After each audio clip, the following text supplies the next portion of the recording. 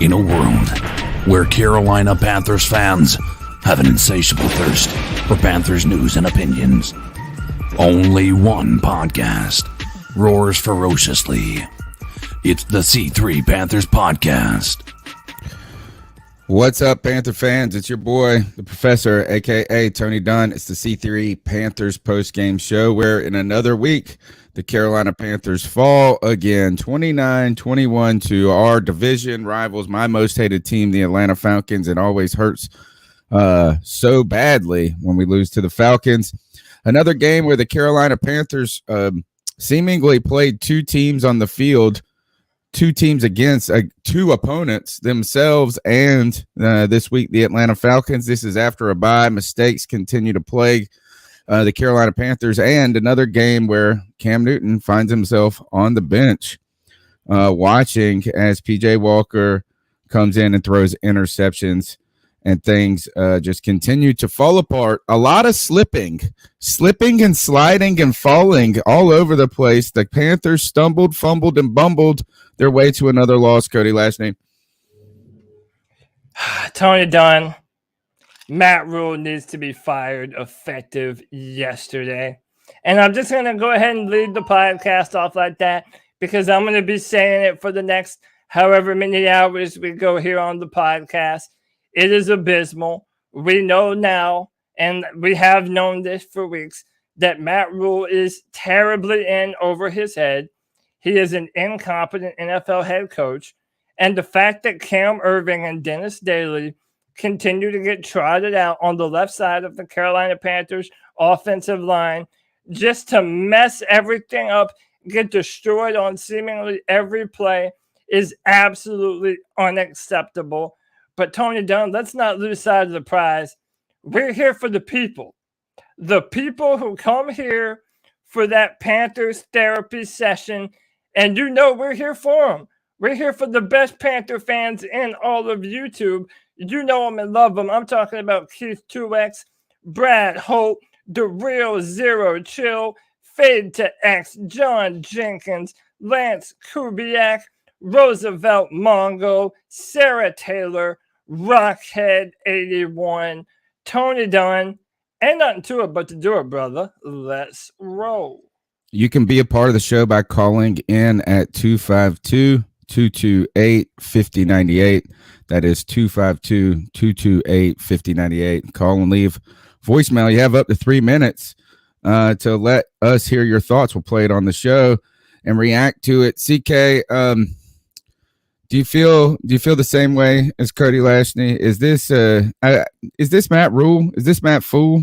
That's the problem. It seems like it's collective at this point, and it's a collective. It's a collective issue, but you know, I said it on Twitter. I said it in the middle of the game. I said it after the Cam Newton fumble, where he tripped and fumbled, trying to hand off to Chuba Hubbard. When your motto as a head coach coming into the season is "Don't beat ourselves," and all you have done as a head coach and as a squad has beat yourselves, that falls back on coaching, right? It means that people aren't buying in. They're not picking up what you're putting down. They have beaten themselves on almost every game that they've lost. Has been, yes, they played against incredible, teams, right? But at the same time, they've also, or not incredible teams, they've lost to some really shitty teams, but they've also just beaten themselves with dumb decisions. Be it from the coaching staff making dumb decisions, be it to the, players making dumb decisions.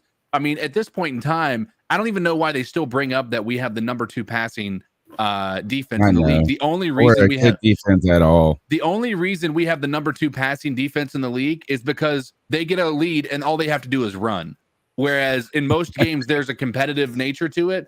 Our games have not. Like almost every time that we've lost, it's been because these guys just continue to run over us and run over us and run over us.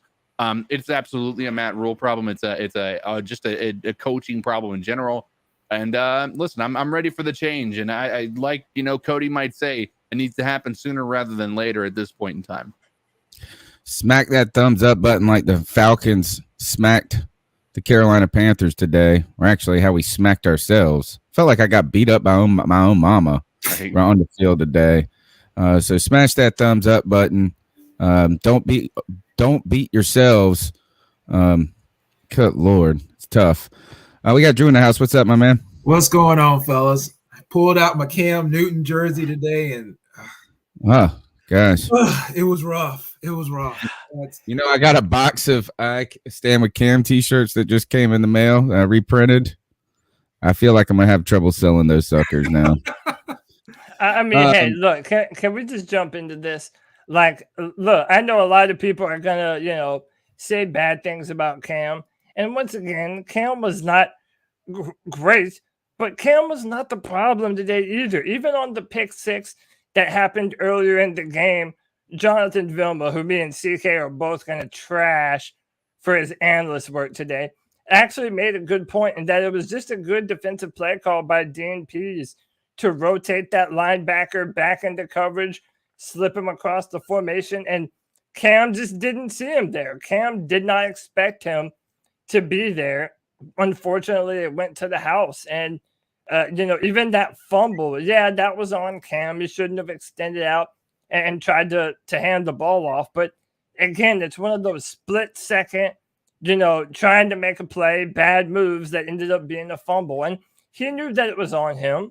But Cam also made a lot of good timing throws today. And thank God for Cam Newton's ability to scramble, because every other play, either Cam Irving or Dennis Daly or Pat Elflin or someone is getting absolutely destroyed en route to the quarterback. We all knew coming into this matchup that the Atlanta Falcons had a sorry defensive line. But why is it that they were able to blow up almost all of our pass plays at the end? They were out physicaling us. They were more aggressive. They were tougher on the line of scrimmage. And it's a problem. And that's why we bring it back to Matt Rhule. This is malpractice. That you refuse to play Brady Christensen as a tackle and get Deontay Brown some reps at playing guard, man. Why is Cam Irving fresh off of IR starting at left tackle when there was never indication this season that he was ever going to be a serviceable left tackle?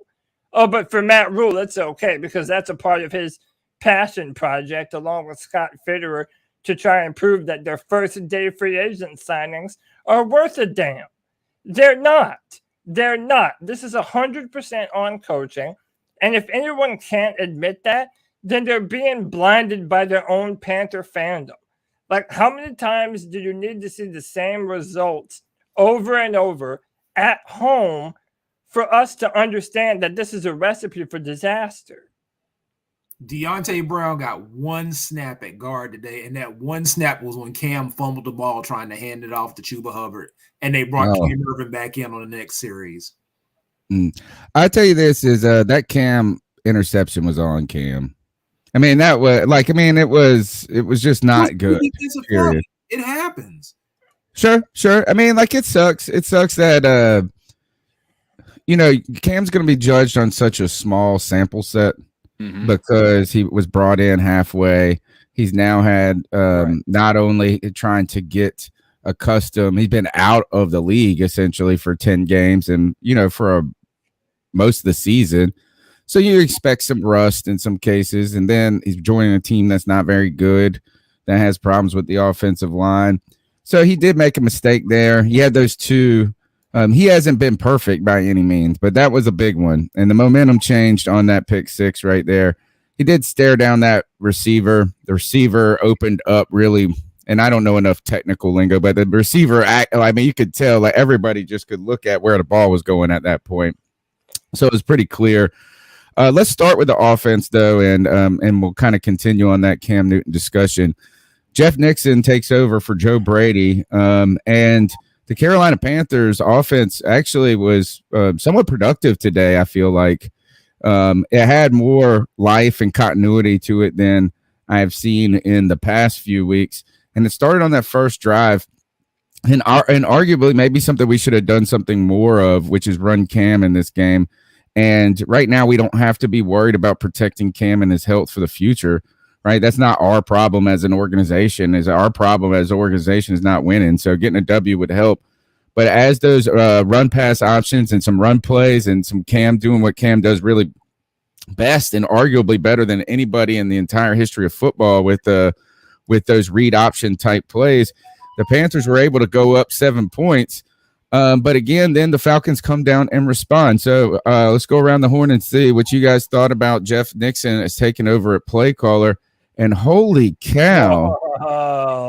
Sarah Taylor. Wow. She must have a Christmas bonus. Thank you. Merry Christmas. That has to be the biggest donation we've ever gotten, right? I think so. Sarah Taylor with the $99. I think Roosevelt Mungo had the He had the 50, and then Sarah did the 99. Look, that's how you know Panther Nation wants Matt Rhule out of town, man.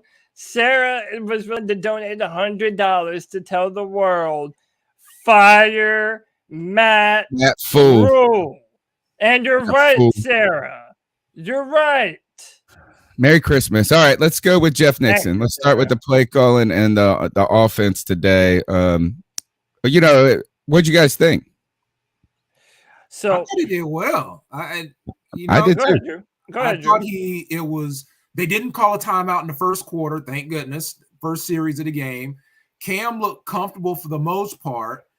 And they moved the ball downfield looked like a competent NFL offense. So I didn't have a problem with Jeff Nixon's play calling. I think they got in trouble with, Cam, I believe Pat Elflein stepping on Cam's foot. And as I said, the interception that Cam threw, it was a good defensive play. Everybody's going to hammer Cam on that. But last week, nobody hammered Tom Brady when he threw the pick six to the defensive lineman from Atlanta. It was like, oh, Tom Brady threw a pick six, move on. But Cam throws a pick six, and it's the end of the world. Oh, Cam's a terrible quarterback. I mean, come on, guys. People need to get off Cam's back. He missed the first 10 games of the season. He comes in, he's learning an offense on the fly. He looked pretty damn good for the most part. He doesn't know the two-minute offense, so they brought PJ in for that, and everybody's like, oh, Cam got benched before the half. Everybody knew if they were running a 2-minute offense, PJ was coming in. So what? I mean, They need to get off Cam's back. The issue is Matt Rhule, and nothing is going to change with this franchise until Matt Rhule is fired. Period. I agree. I think we all do. And by the shout out to Nirvash for the $20 love bomb right after it. He says, you can stick a fork in this team. They're done. And Tony, that's the sentiment right now. And to continue on to, what you asked about with the offense, I think Jeff Nixon, had a great idea of running an up-tempo offense. They were going no huddle to start the game. They were coming out there aggressive, making plays, throwing to the sidelines, and getting the ball downfield. And they utilized Cam Newton's legs very well. Tony, you and I said that Cam Newton needs to be our primary running back. And those down and distances on second and short and third and short, the Panthers were able to do some good things running Cam Newton. And then again, the fumble and the pick six, that makes me agree with Drew even more. Like, yes, Cam had some boneheaded plays, but overall, he did a good job taking care of the football. Even on the pick six, it's not like he was throwing into double coverage or something crazy like that. The ball was on time. It was just a good play call by Dean Pease. He didn't see the rotating linebacker, and it got intercepted. Again, like we're going to do this thing where Cam Newton coming in the middle of the season, he's slowly but surely learning more and more about the playbook. And then even still, you fire your offensive coordinator, which, by the way, you have to think that Joe Brady's at home feeling vindicated right now, right? He's like, oh, I'm the problem with the offense? Well, what about what you just put on the football field? So, I mean, there's a lot of blame to go around, Tony. I have to also continue to put it on Cam Irving and Dennis Daly. Every single time you look over to the left side of the offensive line, these two dudes are getting absolutely destroyed time and time again. And by the way, Matt Rhule doesn't run out of chances to give them. He'll give them a third chance, a fourth chance, a fifth chance before he ever puts Brady Christensen in that position just because of his short arms. It's ridiculous, Tony Dunn. This is on coaches, man. CK, your thoughts on the offense today as someone who was a very early and vocal critic of Joe Brady. How'd you think Jeff Nixon did in his debut? Well, I mean, like you said, I mean, I didn't see enough from a play calling perspective I think he did what he could today, right? I mean, I didn't see, like, they did run a screenplay that actually worked for the first time. That was pretty nice to see that. But outside of that, I mean, I think there's only so much you can expect from a college, coach that's never really coached at this high of a level, in his career. Going up against, with really 1 week of preparation to install his own offense. I don't think he's really done anything different than what they were already doing. Like, that's the thing I think people don't realize is when they fire an offensive coordinator, the installations from that offensive coordinator don't just disappear. It's what this offense knows. They're not going to rewrite the entire playbook. So, I mean, to be fair, I mean, from that perspective, I think he did all he could do with the fact that he was going to still be running the same plays that were in the playbook that he's been, they've been running pretty much all season. Tony, we have a competition going in our chat room. In our chat room, we have a competition going. Roosevelt Mongo felt. Oh my God! He felt disrespected that Sarah gave over the to most the largest. money. God, So Roosevelt Mongo had to come in. And hey, you guys are paying for this therapy session, man. We love you. We appreciate you. We never ask for money, but it's always appreciated. C3 Panther Nation, we love you, man. Roosevelt, you're the homie. Sarah, you're the homie. We love you. We even got another donation while we're sitting here talking about this donation from Priscilla Addison Crosby, who says Matt Rhule needs to go, and Phil Snow. Cam looks like an absolute fool. His career is over, and I don't know. Wow, that even kind of rhymed at the end. Thanks for look, thank you very much. Merry Christmas to all of you.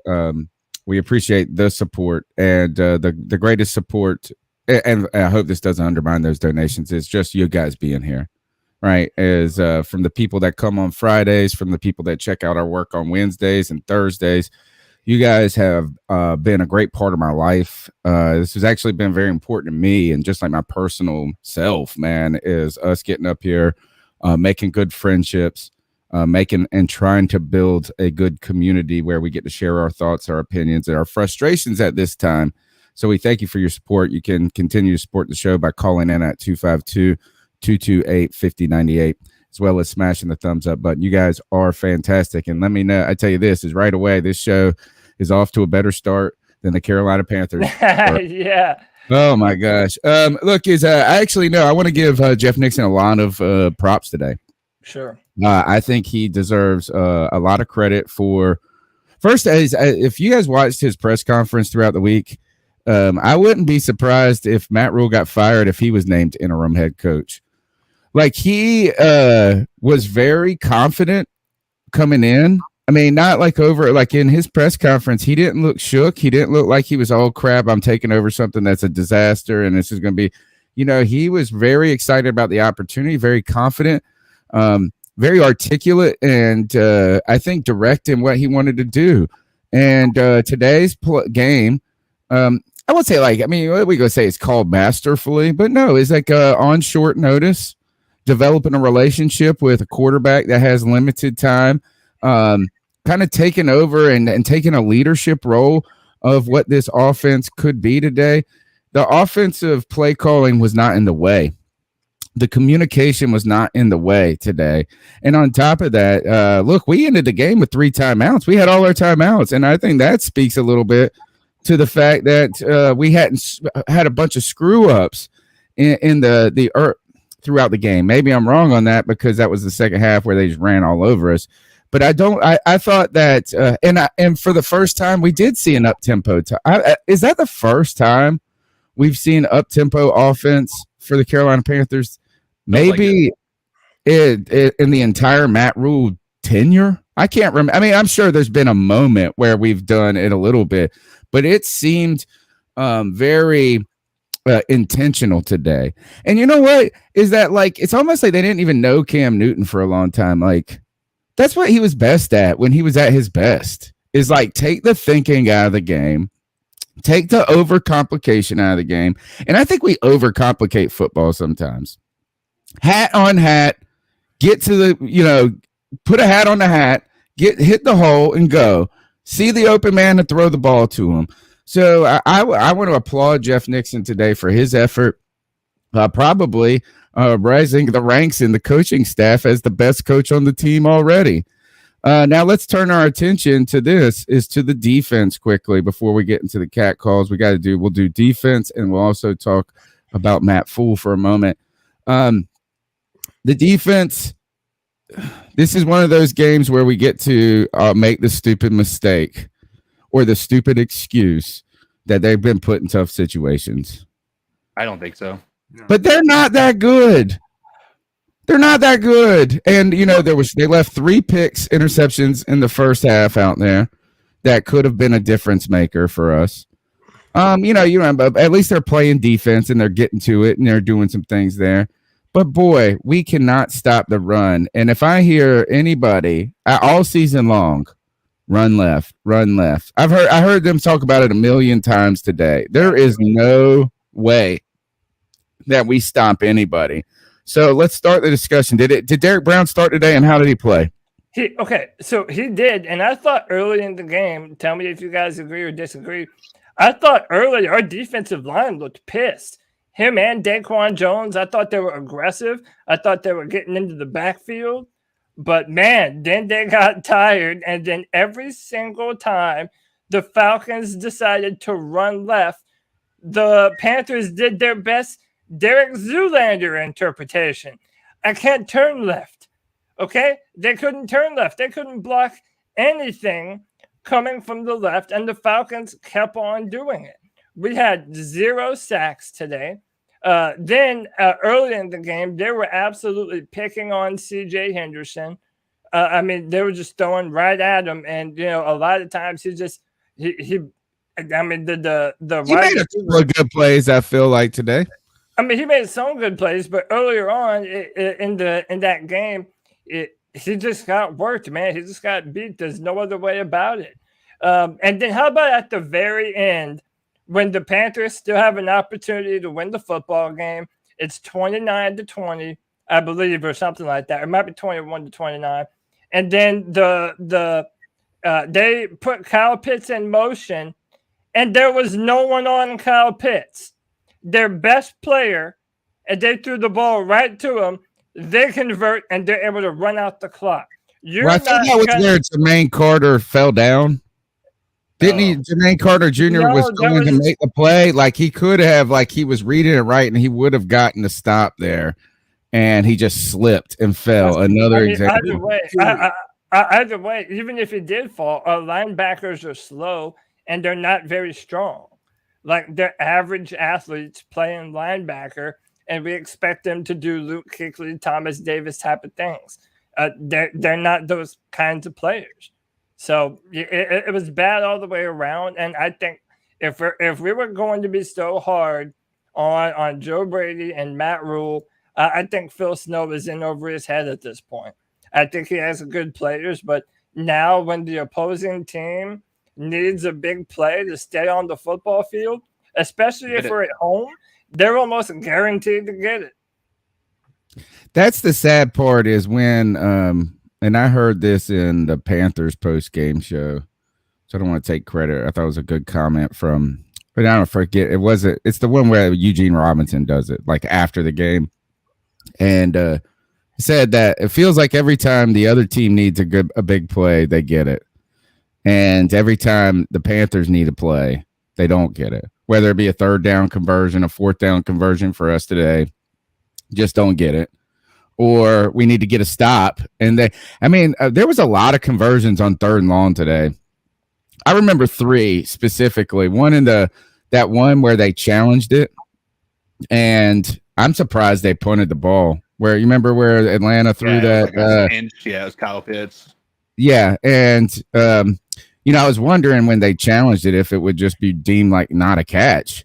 It was close, but that was still right on the line. I mean, like that was a first down pretty much to me. There was like 3 other plays in this game where you have them in 3rd and longs and they get it. They get to the sticks. And I don't know if that's it seems like do we really have a good defensive front? Does our front generate pressure when they just get to rush 4? Or is all of our pressure been manufactured, and does that cause us problems? I'll let someone go else on this first. I have an opinion, but I feel like I've been talking too much. Okay, jump in, man. I think it's fair to say that I haven't seen I think that our pressure is all edge, and when it's all edge, that's why game plans have been able to just cut straight through the middle with their run game. Like our entire pressure is all associated with Reddick and Brian Burns getting around their tackles, and there is no pressure on the inside. There is an issue, like obviously when you blitz, you obviously are getting that. But even when that's one of the things I have an issue with this defense is it feels like even when they are blitzing, nobody is paying attention. Nobody's playing high IQ football. Like let's talk about the time that it was a Mike. Gosh, can't even remember his last name. Mike Davis. It was a screen to him, and we just went all out blitz, and nobody even paid attention. Nobody was on the right side of the field, and it was a screen that went for luckily Jermaine Carter Jr. was able to run from behind, but had that not happened, I mean, like it was just it's blatantly obvious, and I feel like our team can't really play very well against because they're so focused, they're so athletic that they want to get to the quarterback. They're not paying attention to the fact that maybe they were just let loose for no reason other than to letting the screen go by. It's just it was a problem. I personally think that our defensive line is all bark no bite, and it's been that way all year. Yeah, so if I'm going to talk about the defense, Tony, I think our problem is the interior is okay. I've said before that Derek Brown, I wouldn't have drafted a run-stopping defensive tackle in the top 10, but he's a good player, and he is an important part of our defense. And our our defensive interior does a good job being able to open up gaps and, get physical and get into the backfield. Our problem is, Tony, we set soft edges from our D-line to the linebackers to the safety. We don't have anyone who sets a physical edge to be able to stop teams from bouncing to the outside. So then it redirects our defense when you have one glaring hole, because then they're going to sell out to stop everything going to the sides. And then inevitably that's going to set up plays up the middle. It's going to set up passing opportunities for them to be able to take advantage of. And how about this, man? I agree with CK. I'm tired of hearing about this top 2 defense, because why are we so terrible on 3rd down? It's like on 3rd down, right when we have to have a big stop. We had a couple stops on 3rd down today, but for the most part, I felt like every time the Falcons needed to move the football on 3rd down, they were always able to make a play, and Carolina wasn't able to get off the field. I really do think our edges are a problem. Go ahead, Drew. I have an issue with 3rd down play. Do we know what roughing the passer is at this point? Because Miles Hartsfield hit Matt Ryan, and he hit him below the neck, hit him in his chest as he was releasing the ball, and they call roughing the passer. What is he supposed to do at that point? If Matt Ryan had pulled that ball down, then he let up, Matt Ryan could have taken off with the ball. You're supposed to hit the quarterback if the quarterback has the football. The ball was still being released. He has the right to hit that man. Yes. And that may have led to some points too. It did. Yeah. They got 15 yards. They got the touchdown from Cordell Patterson on that drop. Yeah, that's right. Because and that is you don't want to blame. I mean, I don't want to. People interpret. Sometimes I feel like when we're on these shows that when we talk about the refs, that we're like blaming or kind of like excusing the Panthers play because of poor calls by the refs. But I think it's reasonable to point out when those poor calls do have a significant effect on the game.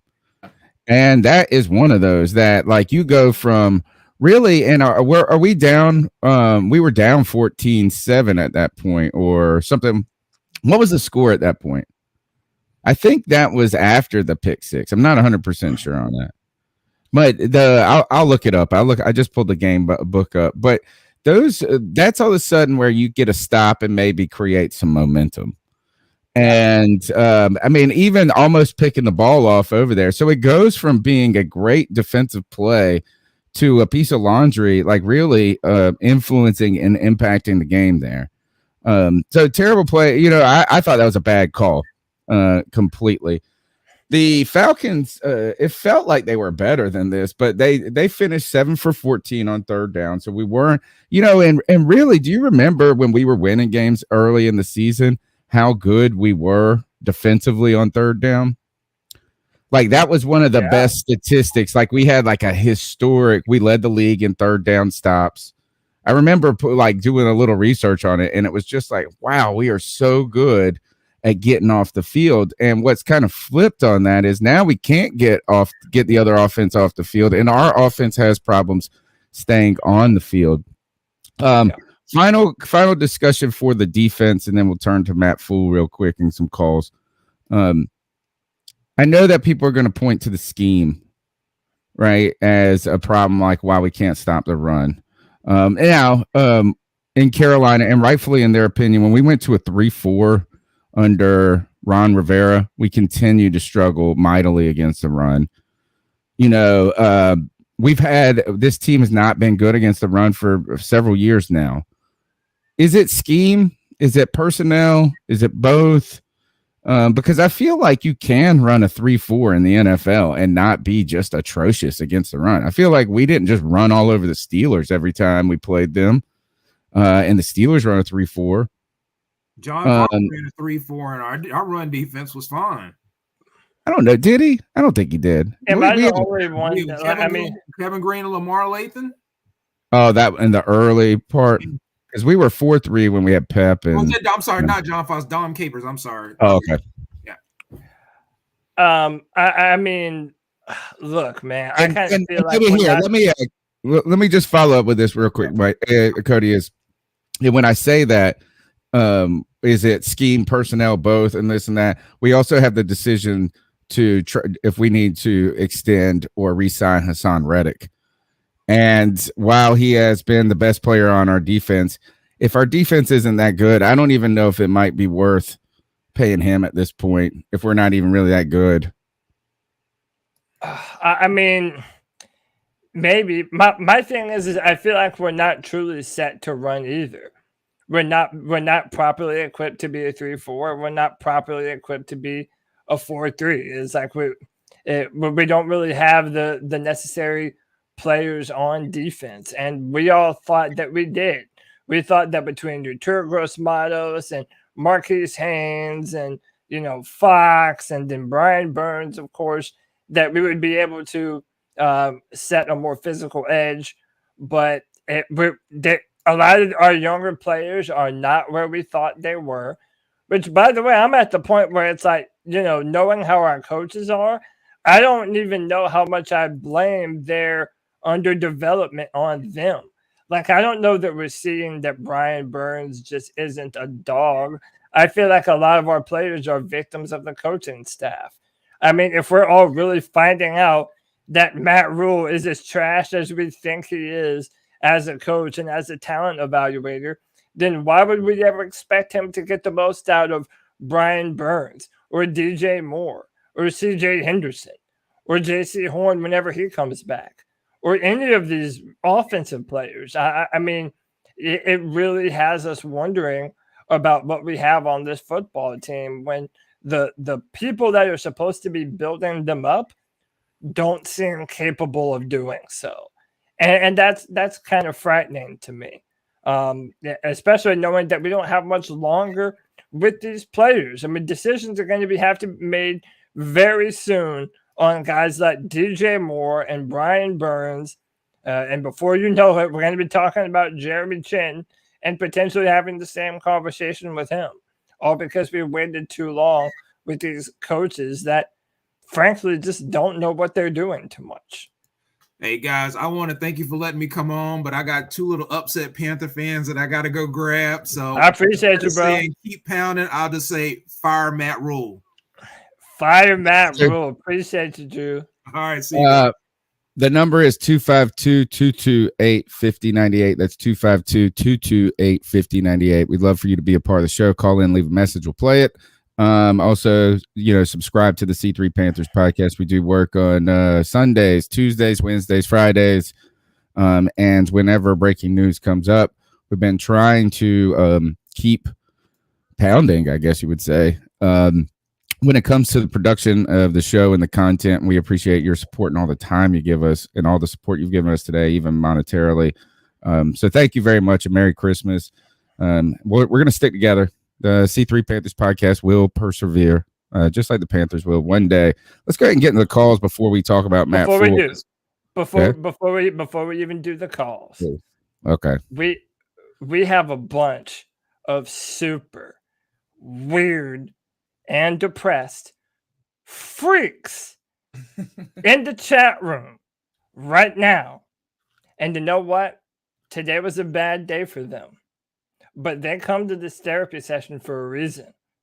To not only feel better about themselves, but because they want to be shamed. Ladies and gentlemen, we have witnessed the rise and the fall of the Carolina Panthers, and you've come here for every second of reaction. But yet, you come and join and you don't hit the like button? How dare you? How dare ye? And I say, subscriber shame. Subscriber shame. 209 strong viewers watching. 81 thumbs up. If you haven't done so already, hit the like button. Hit the subscribe. Hit the notification bell for every single time your boys go live. We're here all year round, y'all.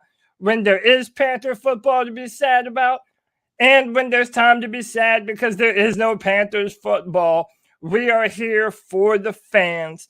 Hit the like button. Hit the subscribe. That's all we ask, man. That's all we truly ask. Tony Dunn, let's jump into these cat calls. I'll make sure I got my settings right. I always got something jacked up, I'm sure. So what are your thoughts on catcalling? Yeah, it's pretty. You shouldn't do that to somebody. And how did that make you feel? Very uncomfortable. So how do you think catcalling makes the person feel? It feels good, like. Who's that cat sitting in the back corner with his face buried in the snow? Who's that kid that can use one?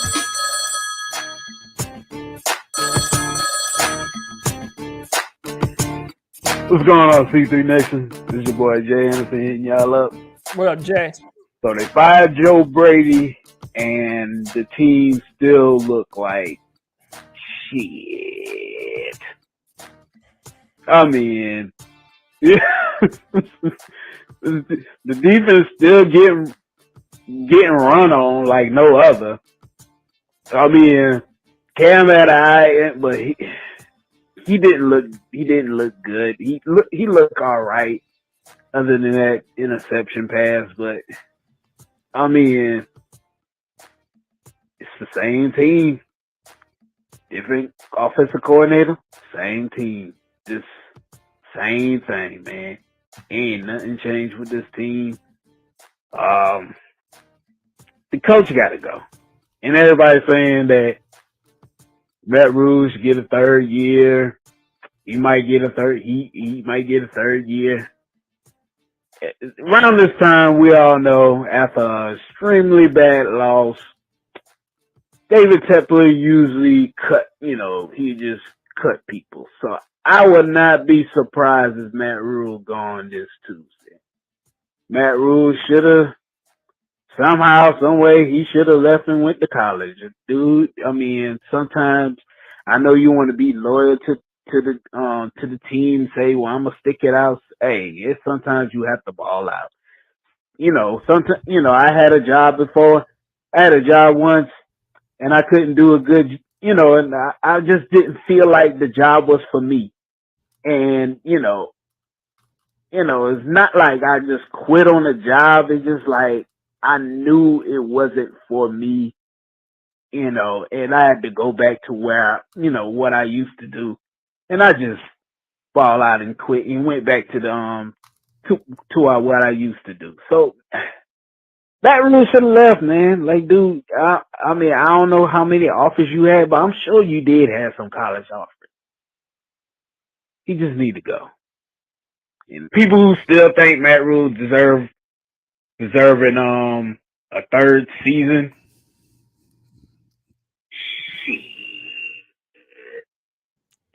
That right there. Jay Anderson, on time with the call. I kind of randomly picked the first call that I play because, we'll go back and play some that were called like end game because there's going to be a couple end game reactions. But I just wanted time. The first call was like a post game start and reaction. And boy, did he nail the conversation that I really want to go to next anything. And that is the Matt Rhule era and what to do, what will happen. After the Miami game, after even the Joe Brady firing, I thought that his stock was trending down so much that I really was having a hard time foreseeing a season next year where Matt Rhule was the head coach. I don't think he's going to be fired in season because I don't think we have the coaches to appoint an interim unless it's Jeff Nixon, which would be crazy. Play it. Yeah, it's a better resume than Matt Rhule by far. I mean, it kind of so. But the thing is over the past week, and I heard Jeff Nixon come out and talk, and then I was like, kind of got a little excited about the Panthers again. Then you get they come out and score on this first drive, and I was like, man, what if we come out and win this game? And my friends keep telling me, like, hey, if you look at the actual like playoff hunt, the Panthers win this game, then you're starting to look at who's got the tiebreakers, and you can maybe even make a playoff run. So over the last 5 days, my belief, and I've run into some people that firmly believe that he's going to get another year. And these kind of opinions weighed on me, right? Like they were starting to challenge what I felt was like a firm belief that Matt Rhule would be fired. But I really gathered from the sense of the chat room and from the first call right here, that my initial impression that Matt Rhule is not going to get a third year may be right or trending in the right direction. You guys, Cody, you mentioned it earlier, your thoughts on Matt Rhule and what's really coming to fruition this year. I just don't know David Tepper being how short-tempered he is, how aggressive he is, in wanting this team that he just bought a few years ago. He wants it to be a contender. And I don't know how you can continue to be this disappointed at the end of every season and think that these are acceptable results. Again, we're going to have a little test of David Tepper's ego, because for him to fire Matt Rhule would mean that he would have to admit that the first coaching hire that he made as the owner of the Carolina Panthers was an absolute failure and an abject bust, Tony. I mean, you went out and hired a college head coach, a college DC, a college offensive coordinator. Quite simply, there wasn't enough tenured NFL coaches on this football team to be able to put us in advantageous positions. On top of that, it has become glaringly and just absolutely obvious that Matt Rhule cannot evaluate talent. And I want to make sure that I say it using those words, because evaluating talent is a part of the job.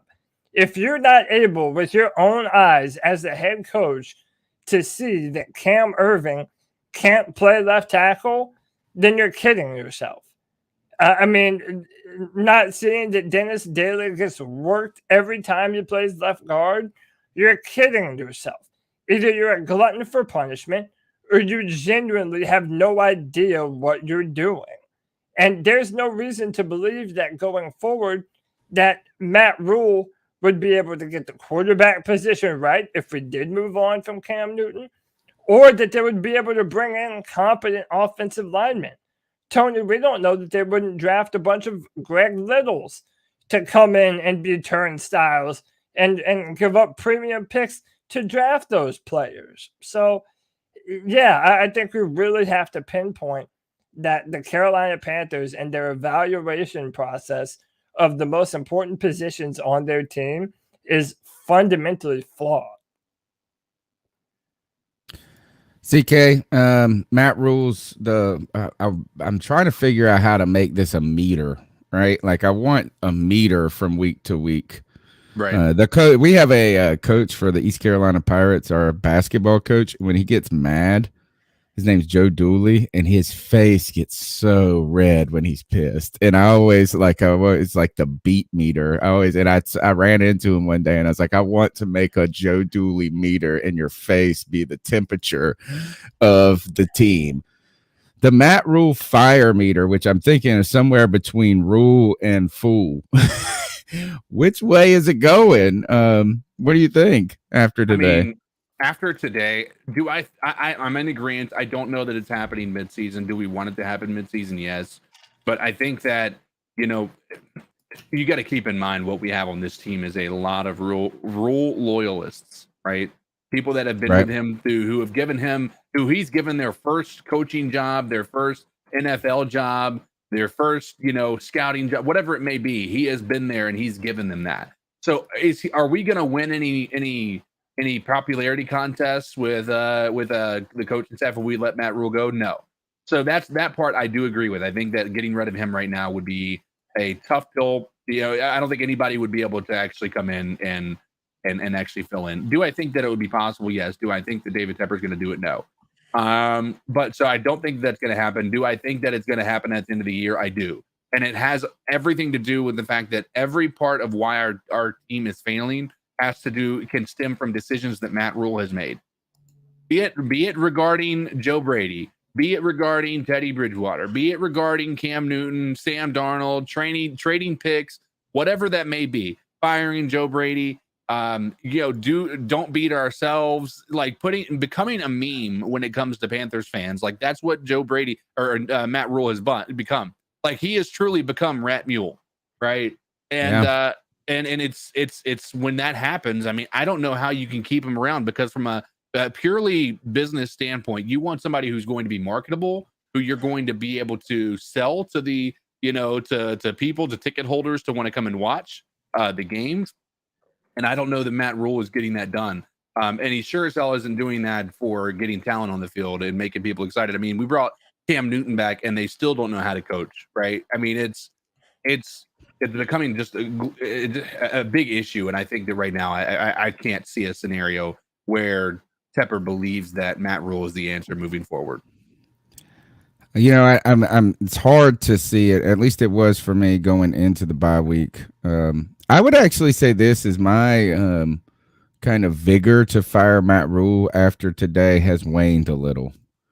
And that is like, I think it's probably going to happen. I think it might be the better move, but is that today the team wasn't great or wasn't good, but they weren't horrific against at the same time. Team, yeah. This is kind of what I expected the team to look like all year. It was how horrific they looked in those moments earlier in the season. I mean, the Miami game, the New England game, the Giants game are three games that epitomize that kind of just, I mean, nothing was good. Nothing was good. And that, so I think here is that you start to see, or there might be an argument that like, hey, if he gets an offensive, like he could do better with a quarterback in an offensive line. Like who couldn't? Right. Yeah. So, I don't know, is that I do think if the team kind of performs like it did today through the rest of the season, that might help his chances a little bit. I didn't see a very good team today, so I don't think so. Yeah. And not a good team, but they weren't just like, look, is that the Falcons, and to be actually, you're maybe to lend credit to y'all's position on this, the Falcons weren't very good today either. Right. 100%. They weren't just spot on, and we didn't sack Matt Ryan at all. And they still weren't that great. It was like it was almost like no one wanted to win the game for a minute. After they tied the game, we went up 7-0, and then they scored a touchdown. And then from that point on, we never led. We never led the game again. And Tony, there's a saying that division games count for double. So the fact that we do not win at home. I mean, we just don't. The Carolina Panthers do not win home games. We already beat the Falcons earlier this year. And then we lose to them at home. That situational football thing. We're tied at 5-7 with the New Orleans Saints and the Atlanta Falcons. And you come up and put an absolute stinker of a football game. Dude, it's embarrassing, man. It's absolutely embarrassing. And to me, this lends credence to the idea that he needs to be fired and fired fast. Because if you're, these are the games that matter most. Everyone was saying that the Panthers are still alive. We have hope to be a playoff team. But you have to beat your division rival at home when it matters the most. When you're playing meaningful football in December, which we were. Now the Panthers only have one more home game this year, and it's against the Tampa Bay Buccaneers. We haven't. How about this? I saw this on Twitter, Tony. We haven't had a home win in December since 2017, I think. When was the last time we won the home opener? We won against the Jets, right? That was a win at home. Have we won any other home games? Is that the only one? So we also we beat the Jets. We beat Houston. That was on the road. We played 2 home games back to back. So maybe we started at home with 2 wins. So we beat the Saints at home. Yeah, the Jets. We beat the Saints at home, and we beat the Jets, and that's it. The Texans on the road, the Cardinals on the road, and the Falcons on the road. All right, 252-228-5098. Should Matt Rhule be fired? Should he get another year? Was this game as bad as you expected, or is you're kind of like me? This is the product you kind of expected from the Panthers all season? Let's go with the next call. Smooth T here from Electric City. What's up, Smooth? Carolina Panthers. These mugs, no, these fools get paid a lot of money to play football. But they look like they never played football in their life. Everything they do looks so hard. Everything on offense looks so hard to do. Everything on defense looks so hard to do. The second best passing defense? How? Can somebody explain that? How are they the second best? See, you got a good explanation for this. The worst offense when it comes to hitting so loud on the quarterback. And we got the second best passing defense, and they can't even get to them. What kind of joke is that? I have a good explanation for it, and you guys are ready for it. Like he's lost. Dante Jackson, you're still a bitch. Oh, man. Throwing some shade there. All right, so my explanation as to what is going on, why this is the number 2 ranked defense in the league, is when we lose, we are losing by the first half, or at least the third quarter. So by the last 2 quarters, at least, or at most last quarter and a half, the teams have to stop. They stop having to throw the ball. Like, it's pretty easy to make your stats look really good as a defense from a passing standpoint when you guys aren't actually stopping people, right? Because then it's able to, like, let's keep in mind, we've had the defense given short fields because of turnovers. Some of the games have been out of hand because of a pick six similar to today. We can't blame everything on the defense. The defense has been one of the most, one of the only parts of this year that we find somewhat entertaining to watch, at least at one point. So I'm not putting that entirely on them, but like that's part of it. If you guys think about it, like when we're losing, they don't run the ball. They don't throw the ball. When we lose, they know how to just beat us, and they're slamming the rocks down our throat. Like, it's just the reality of it. Yep, I don't feel confident. Like, at this point in time, I could see a scenario where the Bucs, even if they haven't clinched a number 1 seed, are so unafraid of the Carolina Panthers that they sit their starters. Even if they haven't, like, I could see that. It's a disrespectful thing. Oh my gosh. Look, I got a special one from you. Here's Kevin from the stadium. Hey, this is Kevin from Charleston. I'm at the game right now, and my God, what the fuck am I doing here, man? Like, can we bench Matt Rhule? It's halftime right now. Like, fuck, why did I come from Charleston all the way to Charlotte to see this shit? Matt Rhule is a college coach. Go back to fucking college. Mike, and the defense, I'm sorry. There was 3 interceptions in that game that could have happened. And we walk away with none. I mean, this is embarrassing. I'm sorry. I'm going to have to fight a Falcons fan right now. Do it. I'm about to give you another beer. Don't do it. Get the beer. Falcons fan. To show some fight and life in this fucking stadium. Something. God damn it. This is fucking bullshit. Oh, dude, I've been in this. I've been in that that feeling before. I've had it. First of all, the reason I hate the Falcons so much is because they've beaten us at home a lot. Did you see the stat that Matt Ryan has 17 wins against the Panthers, like more than any of his other opponents? So he's beaten the Panthers more than he's beaten the Saints, more than he's beaten the Bucs, right? I was at this game. So the real reason I hate the Atlanta Falcons as much as I do isn't that, like, some people they hate the Saints so much. For me, again, I'm mentioning that I'm an ECU alum.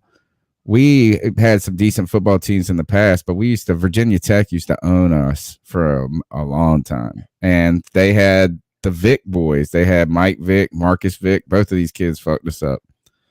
Mike Vick, though, just destroyed us for 2 years in a row. I mean, absolutely destroyed the ECU Pirates. And then and then he gets drafted to Atlanta. I'm like, fuck this guy. Then he comes and destroys my professional team. It was just this long litany I was at the game where he dove from the 5-yard line and levitated 1 inch above the ground for 5 yards and scored a touchdown. And it was a touchdown, and it ruined it.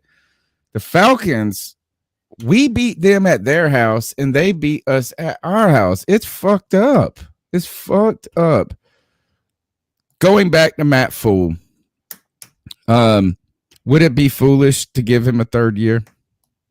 And would it be foolish to give him a 3rd year, even with knowing this? Because, Cody, you defended Joe Brady. Right, with this offensive line, is that could we not defend Matt Rhule and just say this, is that if we find an answer at quarterback and the offensive line, that maybe this can start to give him the opportunity to coach better. And I think there is some legitimacy to that point, but at the same time, he's the reason, or greatly part of the reason, we don't have a quarterback or an offensive line. And that's why it's not the same thing. Because right. I'm sorry, but you can't tell me that Joe Brady had any say-so in offensive line personnel. People say that he wanted Teddy Bridgewater because he played with him in New Orleans. Dude, I don't even know how much I believe that bullshit.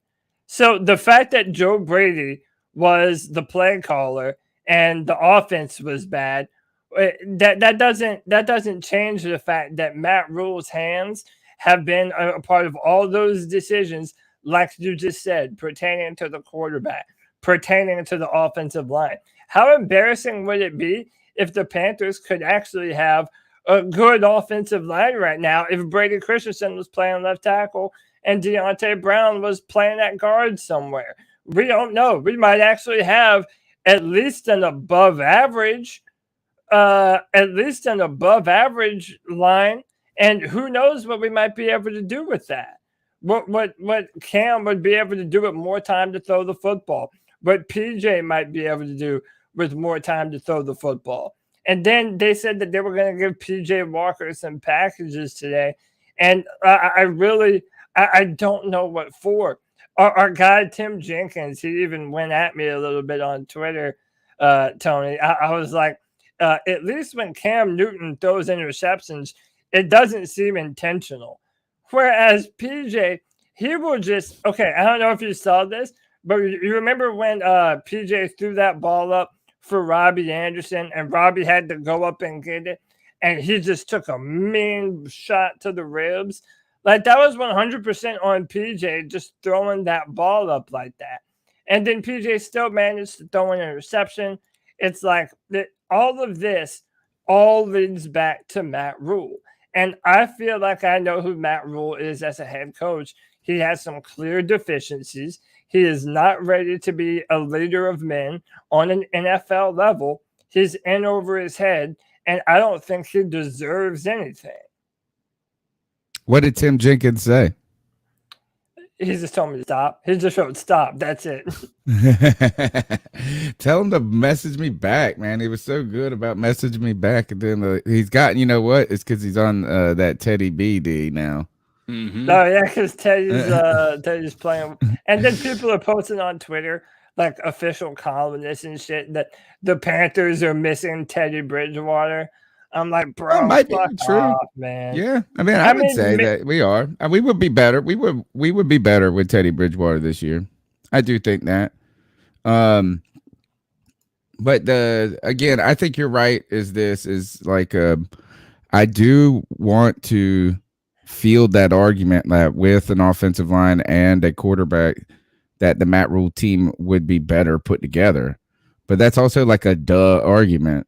And it's like, duh, that's what's been the fucking problem for the Carolina Panthers for the last 5 years, right? And the failure to address the offensive line in a rebuild situation, the attempt to win now at every turn rather than building. You know what? They're pulling a Dave Gettleman to me, and that is they say the right things, and then they don't do what they say. Right, is that Tepper comes in and says this is not going to be an overnight thing. This is going to be a process. Rhule says, hey, we are trying to build for the long haul and this continuity. And then all the moves they go and make are the opposite of that. And the failure in two consecutive drafts to address the offensive line early and often continues to be a giant problem. The very fact is that whether or not Terrace Marshall Jr. and J.C. Horn turn out to be good players in the NFL is irrelevant to the fact that the Carolina Panthers have no offensive line. And the idea is Terrace Marshall Jr., you owe me $5, Cody. You owe me $5. This dude is a non-factor on this team. Rhule owes you $5. No, you owe me. We had the bet. We had the bet. 252-228-5098. Thanks so much for the support today, man. A lot of monetary support. We appreciate those super chats. But we really appreciate you guys just hanging out with us. You can call into the show at 252-228-5098. You can support us by just hitting that thumbs up button, the like button, subscribe button, and share it on Twitter, Facebook, Reddit, wherever you hang out and talk about the Carolina Panthers. Tell a friend about the podcast. I was at a restaurant the other day, and the bartender was a Panthers fan. And I was sitting there by myself, and on the ticket, I was like, oh, gosh, this is a little weird. Somebody's supposed to see me writing a note to this person. You know, it's like if you were sitting beside me and you saw me, like I was like leaving my phone number. But I was just like, hey, C3 Panthers Podcast, check it out on Tuesdays. I wrote it on the ticket. That's how we grow. One friend, one share. What is Pat McAfee's saying, CK, about the... Like share this. It's something a friend. Be a friend. Share. Tell a friend. Be a friend. Tell a friend. I like it. All right, let's go to the next call. Hey guys, Kyle from VA. It's halftime. We look like shit. Matt Rhule bench Cam Newton, and for all the fucking Walker Wonder fucking fans out there, that dude is garbage. He sucks ass. I don't want to hear shit about PJ Walker. I'd rather have Will Greer in there. PJ sucks. You keep benching Cam. Like, for what? Both of these dudes are going to fail until Matt Rhule learns how to fucking put his offensive line in the places they're supposed to be. Like, he has a fucking fetish for Cam Ervin, bro. Cam Ervin was like a third stringer on Dallas, and he's like, no, he's apparently a fucking franchise left tackle. And Brady Christensen, I drafted him as a tackle. He had the best game as a tackle for us this season, but I'm a right guard. Fucking dumbass, dude. This dude is a fucking dumb ass. Like he's definitely fired. I thought they'd keep him for another year, but after watching this and just realizing like unless we make something happen, we have no draft picks. Unless we make something happen and we have like a miracle run like 2015, like we're in the hole for the next 2 to 3 years. Like we're gonna be watching this shit. This shit we're watching right now for the next 2 to 3 years. And you can trade away people. Like I think we're gonna trade McCaffrey away for sure to get some type of draft pick. But if you trade away Burns and Moore and all them, you're trading away your franchise pieces now for unproven rookies who you don't know what the fuck they're gonna do in the NFL. So God, it is since 2015, man. We are like one good year. It has been tough being a fucking Panthers fan. And the future, honestly, right now looks like shit. This is the scary part about it. You need to get rid of Matt Rhule. Fucking convince somebody to come coach us. And, you already gave him a 7-year contract. You're still paying Teddy. Picked up an option on the quarterback that you didn't see play a fucking snap in the Panthers uniform. You're paying Perryman to be one of the best tackling linebackers in the NFL. You cut him. Hey, I didn't know you could fuck up this bad and still have a job. Like, if I fucked up this bad at work, I would have been walked out immediately. Like, this motherfucker. Little chubby bitch on the sideline looks so stupid. His benches Cam. Like, got such an underbite. Who gives a shit? He sucks. The motherfucker is not an NFL quarterback. Like, get over it. I'm trying to make shit that doesn't work, trying to make it work and look like a genius. He looks like an idiot. Who is it? Did he say Cam's not? Is that Yep. what the last part was? Okay. I don't disagree with a lot of that. I think the real part that's been hard for me again, and I've talked about it on Debate My Take, I've talked about it on all the shows we've been doing, is not that we're bad right now. Even the wins and the losses this year is not problematic for me. It's the kind of future outlook for this team. Yeah. That is so disconcerting, is that when you thought you were taking a step forward, you actually slid down the hill backwards. One thing interesting, and I don't want to talk too much about this without Cody, because I know he has perspective on Matt Rhule and his Matt Rhule's scouting and talent stuff. I saw someone, I don't know if it was in our chat or on Twitter, where I ran across this. I thought it was a really thoughtful comment that you got to remember that Matt Rhule comes from not only from colleges, but colleges that do not get the top recruits, right? Yes. Like you're not getting the top recruits. So he's put so much emphasis in identifying traits that he can then work with. Right? Is that in turn into something that like projects what he projects? Like we could build on this. I think a Robbie Anderson might be a good example of this. Maybe, just these. And they were talking about with the Brady Christensen and the arm length, that this kind of being that maybe an example of that mindset and that history of where he has in his mind what a corner physically, what he can make a corner into. So he might find a guy on the street that meets these damn things. He's like, have you ever thought about playing football? I can turn him into an NFL corner. Right. But at the NFL level, you get you're getting the best. You're getting all top recruits. Yeah. And you're also playing the top recruits now. Right. Which it wasn't so before. Let's go to the Brady Christensen just briefly, is that this continues. I think his doubling down on the guard center thing is probably the most crazy part. Yeah. Right. We talked about this on Debate My Take, which we had a great Debate My Take. I want you guys to go check it out. It was a great episode of this. But it's the doubling down and the tripling down on it that's probably even more disconcerting to me than not believing that Brady Christensen's ready to play left tackle. It's like in his mind, it can't even happen. Yeah. What is going on? This offensive line has been in shambles all year, and we just haven't had any continuity. Michael Jordan, the brand, out today. John Miller, who's been awful, out today. This offensive line, how bad were they, and what's the problem? Well, can I add, one, that was a great comment that you mentioned that, with Matt Rhule having to try and find all the traits and abilities that kind of, Yeah, I can work with that. I just got to mold them a little bit and try and, and get the best out of them. I definitely see a lot of truth to that. I also think that David Tepper hired a yes man. And if you remember, when we were looking for our new coaches, David Tepper kept on mentioning analytics.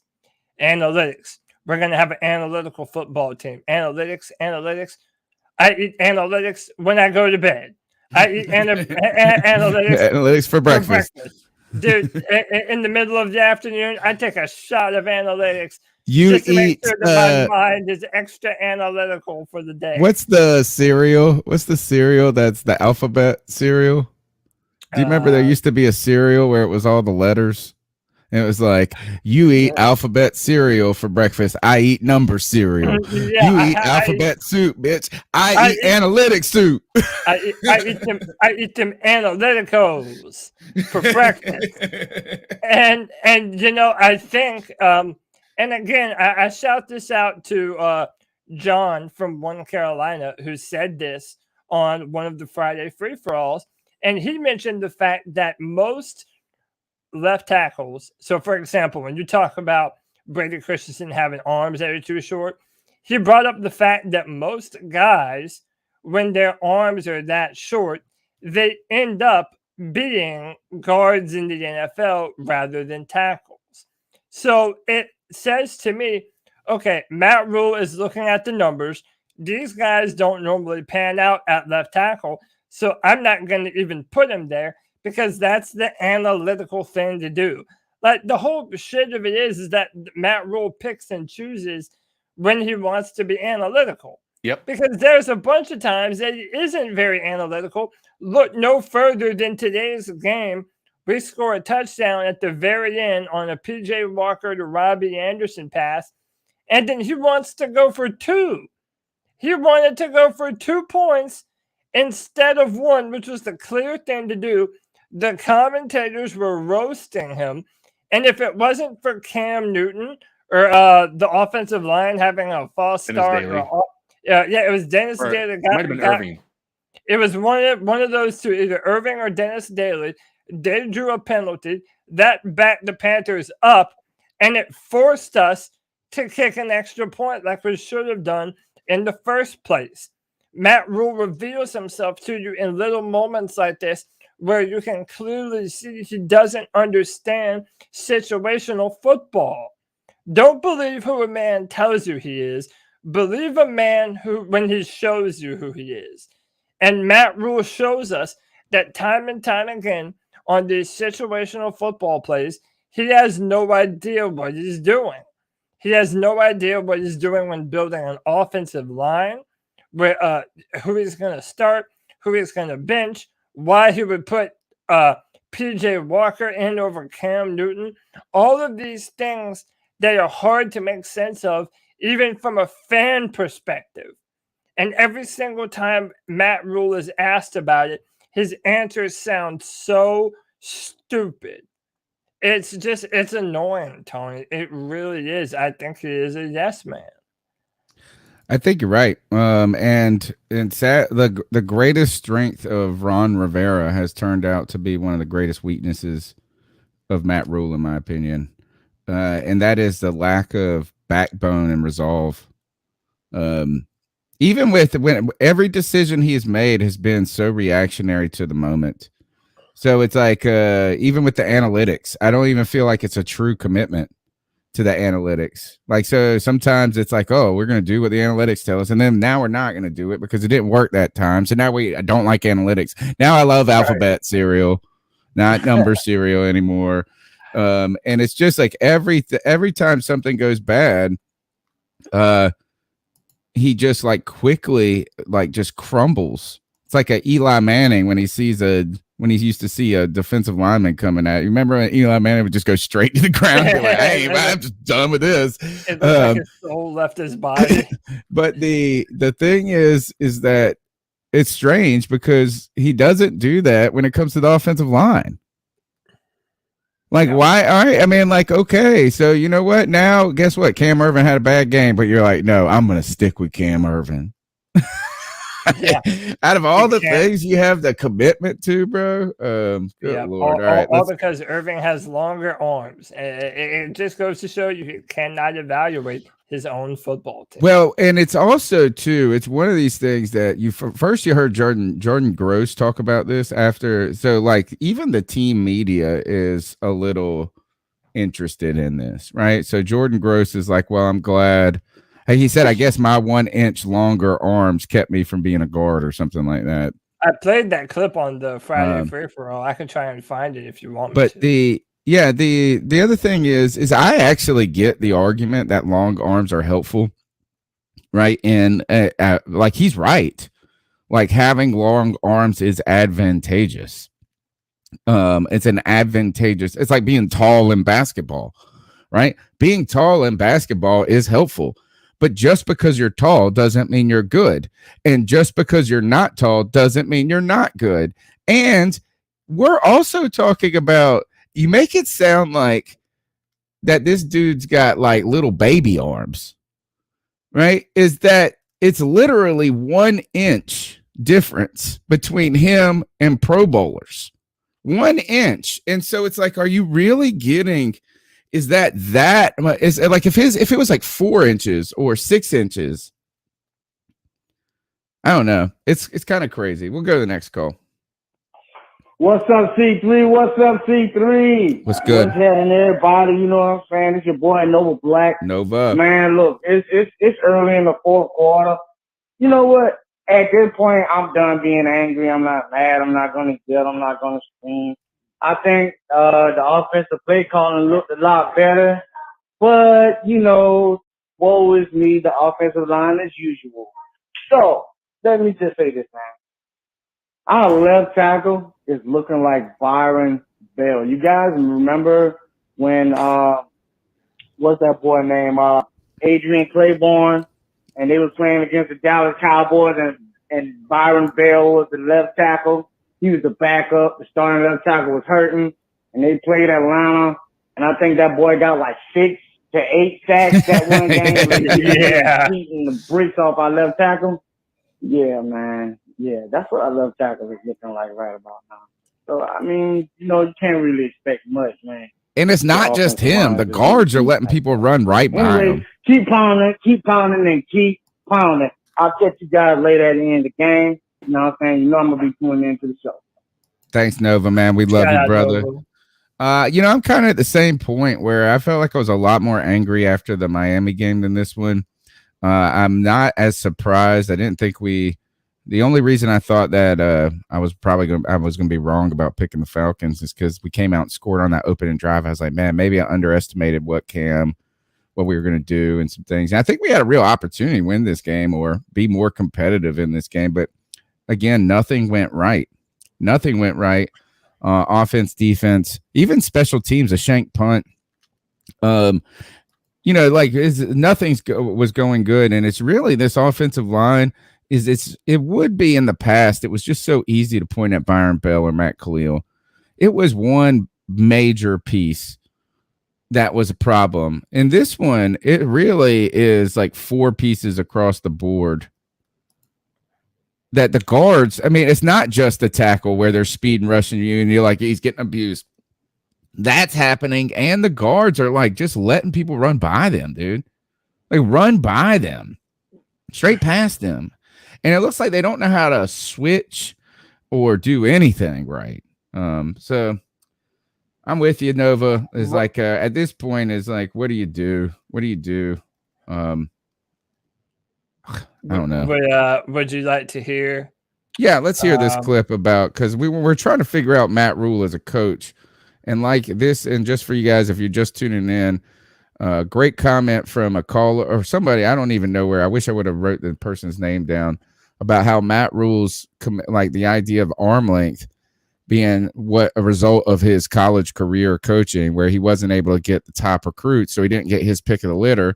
So he's trying to find guys to do certain things on his team, and that's why he emphasizes these traits. And this comment we're about to play, Jordan Gross' response is, this past week, Matt Rhule doubled down on his comment that Brady Christensen, he sees his future at guard or center in this league because of the limitations he has physically with his arms.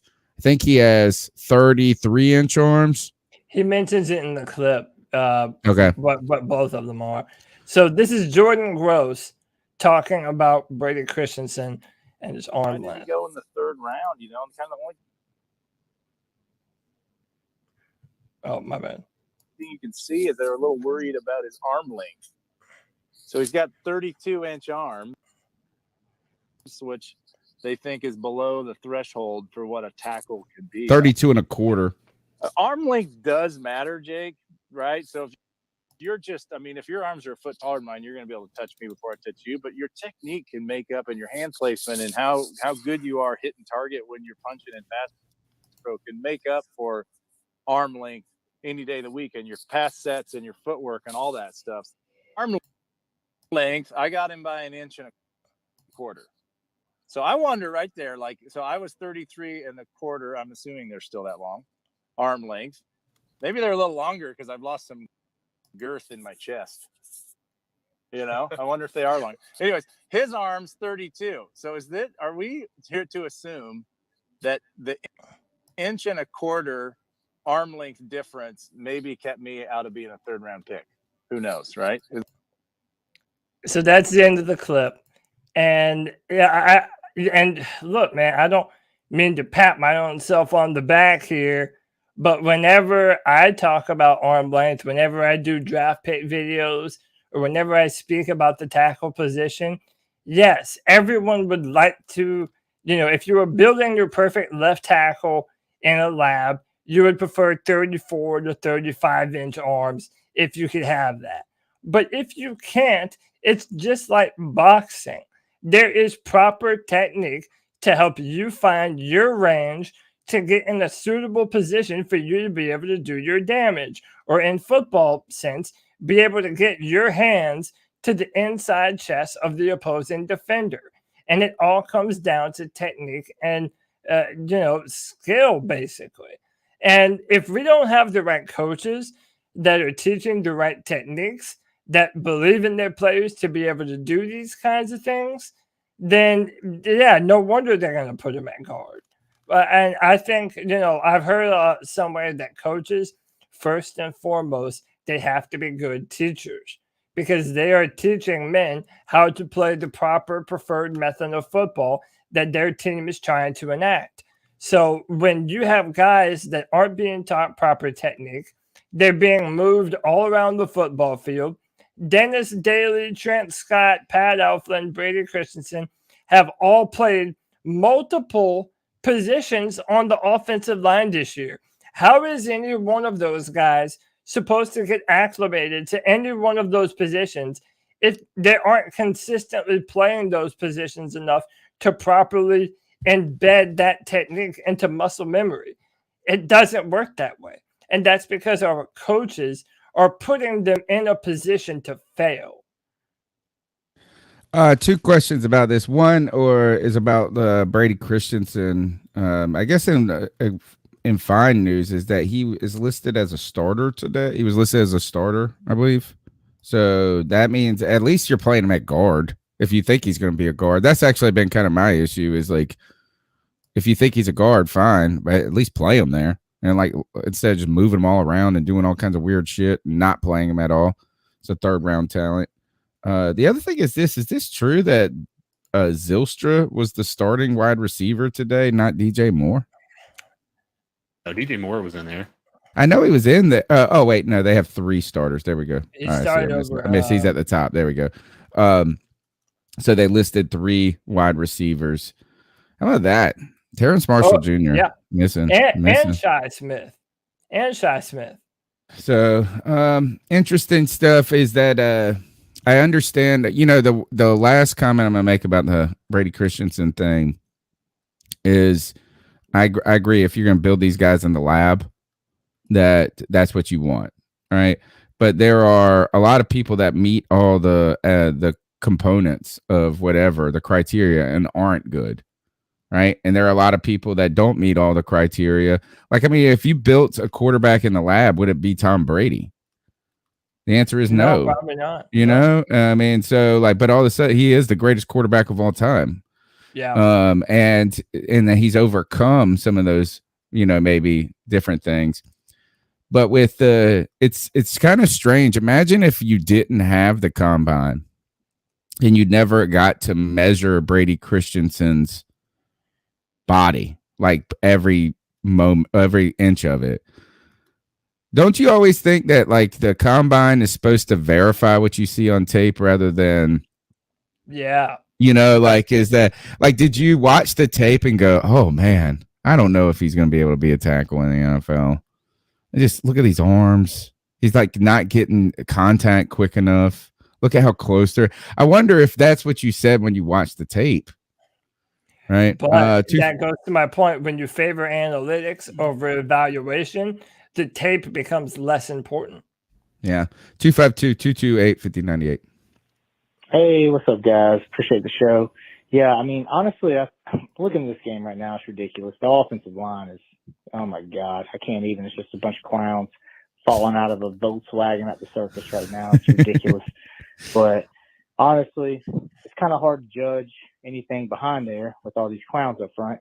I think Cam hasn't really played that great. A little disappointed in that. I guess I had better expectations, but yeah, me too. As far as the offense goes, man, I mean, we're stuck with Sam. That's what we got. You know, maybe in the offseason, Cam have a good. I think with Cam having a good opportunity to hit the playbook, you know, OTAs, training camp, whatever, like they can just battle it out, figure it out. But I got a big problem with the defense right now. Like, I'm just really disappointed in them. Shaq Thompson, first round, like studied behind Luke, Thomas Davis, you know, like I'm really disappointed. I feel like he's getting trucked half the time. Occasionally he squirts through, makes some good plays, great. But for the most part, man, he's pretty much been a disappointment the whole time. I mean, I would rather have Hassan, you know, than him. So I'm thinking maybe we can consolidate some of those because we're over allocated right now on defense, bad. And if we can figure out a way to get maybe some more draft picks with the ridiculous amount of names we have on defense, half of which that play, maybe we can figure out a way to turn it around. Matt Rhule sucks. Can't even with him. Anyway, appreciate it, guys. Love this call. Good call. Good call there. Appreciate your support. Kind of, you know, it's funny how certain voices will be quiet. Like, so if you are a hater of somebody and they do well, then you're going to be quiet when they do well, and then you're going to be loud. You were in a big time argument with the Panthers creators group about whether or not Shaq Thompson should be considered for the Pro Bowl. And these guys were like, look at all of this, Shaq Thompson. If you think Reddick should make it Shaq Thompson. And I was like, God, like I ain't ever seen somebody so vocally supportive of some damn Shaq Thompson. Yeah, and didn't want to pretend like we haven't been questioning what kind of player Shaq Thompson is since he's been here. I wonder after today's game if they're going to be on the Shaq Thompson to the Pro Bowl tip. And by the way, like I know people who know me and know I'm a Clemson fan. Like they think that I just say some shit just because I am a Clemson fan. But when you look at today, but look, when you look at today, there were I remember two or three times where Shaq Thompson was outrun to the sideline, meaning the running back was able to get to the edge and make a play upfield before Shaq Thompson can get to him. Well, this is why I argued that when Isaiah Simmons was there, when you have a linebacker that can run a 4.3, oh yeah, and he's 240 pounds, those are the types of measurables and athletic profile, if we're thinking about Matt Rhule, that you want to see from that position, because it's going to stop bouncing the football to the outside. When you're drafting high, you want to draft players that have some kind of talent, some kind of trait that is rare, that you don't normally find in a football player. And I think that goes back to what I was saying about this linebacking core. If you want to talk about Jermaine Carter, Shaq Thompson, they're not bad football players. Right. I mean, and I would say Shaq this year is having his best season. He's having his best season as a pro. Has made some fantastic plays for us, but he isn't this elite top tier, top level linebacker like everybody wants him to be. Like, you don't look at the game and be like, oh God, Shaq is flying around and doing it's just too little too late for Shaq. That's what it is that if you really are that committed to him making the Pro Bowl, God bless, I'll vote I'll retweet it. But like, it's not like all of a sudden it's like Shaq is going to have the next 10 years and just be better. Even he's just okay. Just okay. Like this defense. This defense isn't good. It's just okay. Yeah. And they haven't been put in great positions. They've been put in some tough positions, but they've had an opportunity to show that they are the better part of this team, and they haven't done it either. And maybe that's where Matt Rhule was right in a couple of games. Remember when we were all upset about how we called out the defense instead of, and I think he is. I think he is. He knew that how Sam Darnold was so fragile. And Joe Brady was probably fragile, right? It was like he could get all over the offense and talk shit about them, but like everybody knew that already. Is that like he was speaking of defense, like, guess what? This is what we got to deal with, a pansy-ass offense, and you guys got to be the dogs, and you weren't the dogs. You didn't stop it. And so we might have been right on that. It's like this defense ain't manned up and stopped on third down when they needed to. They stop on third downs when it doesn't matter. And then when it does matter, they don't. I mean, it's just a little soft. This team is soft. We are. That's what I think. Soft. Next call. Hey, Panther brothers, how y'all doing? What's up, G? What's up, G? Man, I'm so pissed off at this game, man. I know. I am so pissed off, man. We should have not lost this fucking game. All this tripping from damn PJ Walker and Cam Newton and slippage. It's just a mess, man. We're not making the playoffs this year. I wanted to make the playoffs. If you don't remember, I said us making a wild card, like I said last year. This smoked. This shit is, we're a fucking mess, man. David Tepper, you need to fire Matt Rhule as soon as the game is over. Fire his ass, man. He lost the locker room, man. This is ridiculous, man. This is just complete horrible, man. Horrible. I'm so pissed off right now. I could yell and scream, but I'm not going to. So pissed off you can My ride a wife's horse. birthday was on Friday, and we had a good Happy birthday, weekend, so I'm not trying to cause no corruption in my household, you know what I'm saying? But fire Matt Rhule. And always remember, y'all, no matter what the season holds, baby, all our Panther fans, Carolina on top forever. Keep pounding. Keep pounding. Happy birthday, G. I feel like a lot of people have had birthdays here in the past few days. I've been hearing about Kevin Boshoven had a birthday. Happy birthday to you, brother. Yeah, man, I'm not hearing a lot of people that are very high on Matt Rhule, Tony. I think the cat's out the bag. It doesn't even feel controversial. I mean, normally, especially when we were calling for Ron Rivera to be fired, there was a wave of backlash that was like, oh, but you're not going to do any better than Ron Rivera. He's been here forever. He's been to a Super Bowl. You might as well keep him around. Like, at least you had a wave of people that were pushing back on the fire the head coach narrative. Tony, I don't feel much of that. I don't feel much pushback. No. I mean, look, you guys let us know. Is there anyone in the chat room or in the cat calls who believes that Matt Rhule should be given another year? You hear our opinion.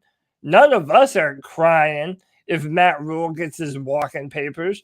But what about you? Does anyone think that Matt Rhule deserves a third year in this position?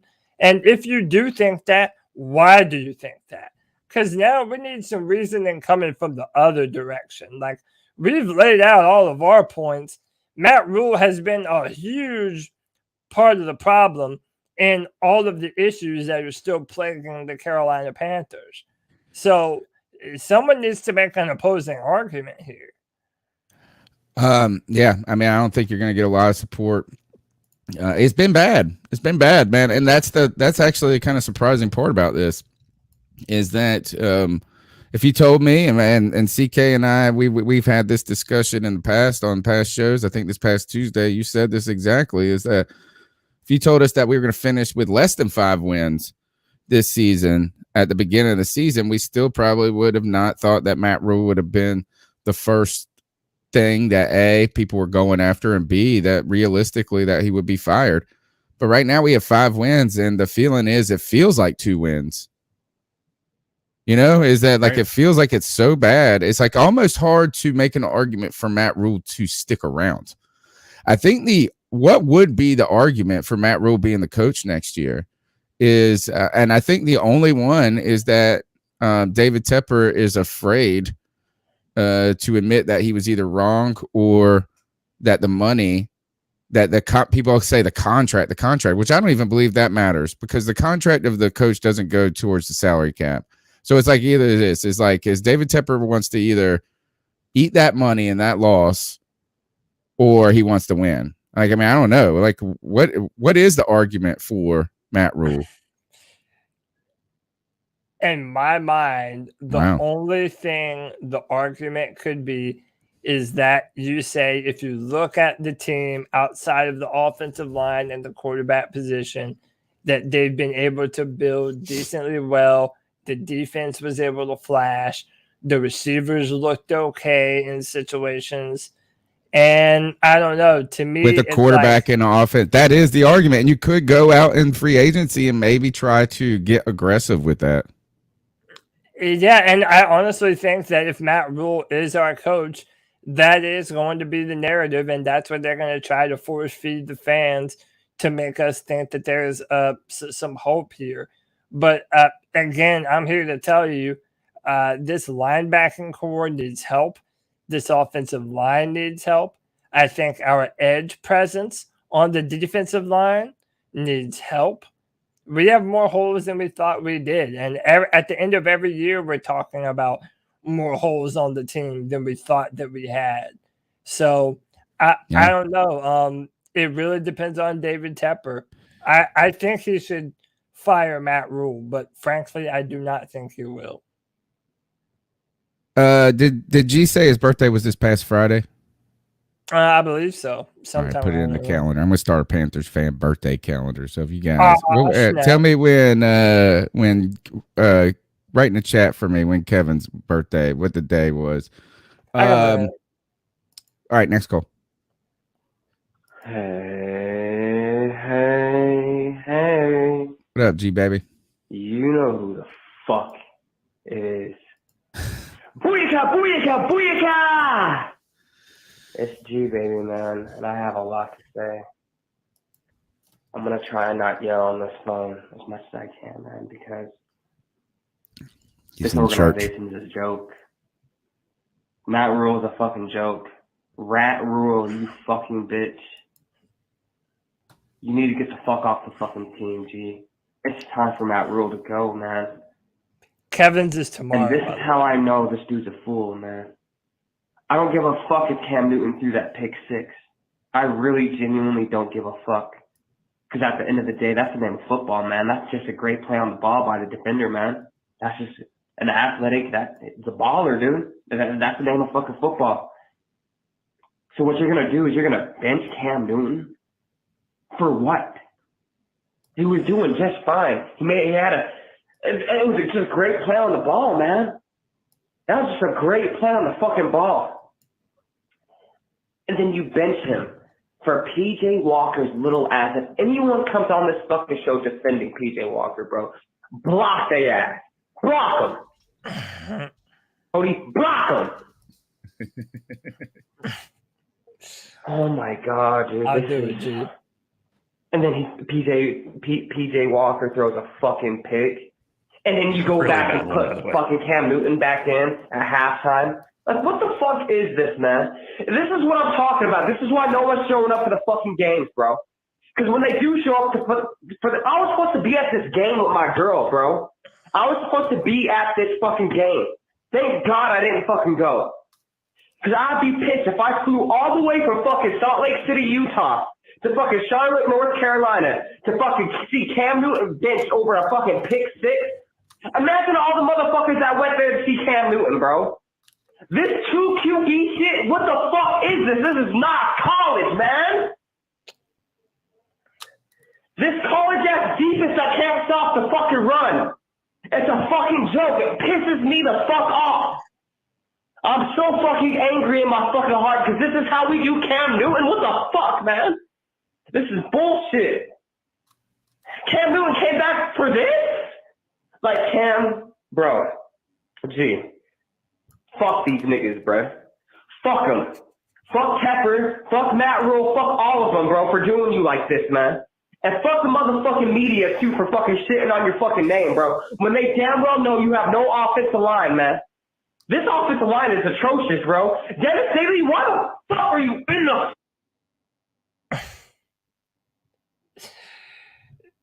He got cut off by the time. Oh, here. Let's see. He's got a part 2 in here. You know he does.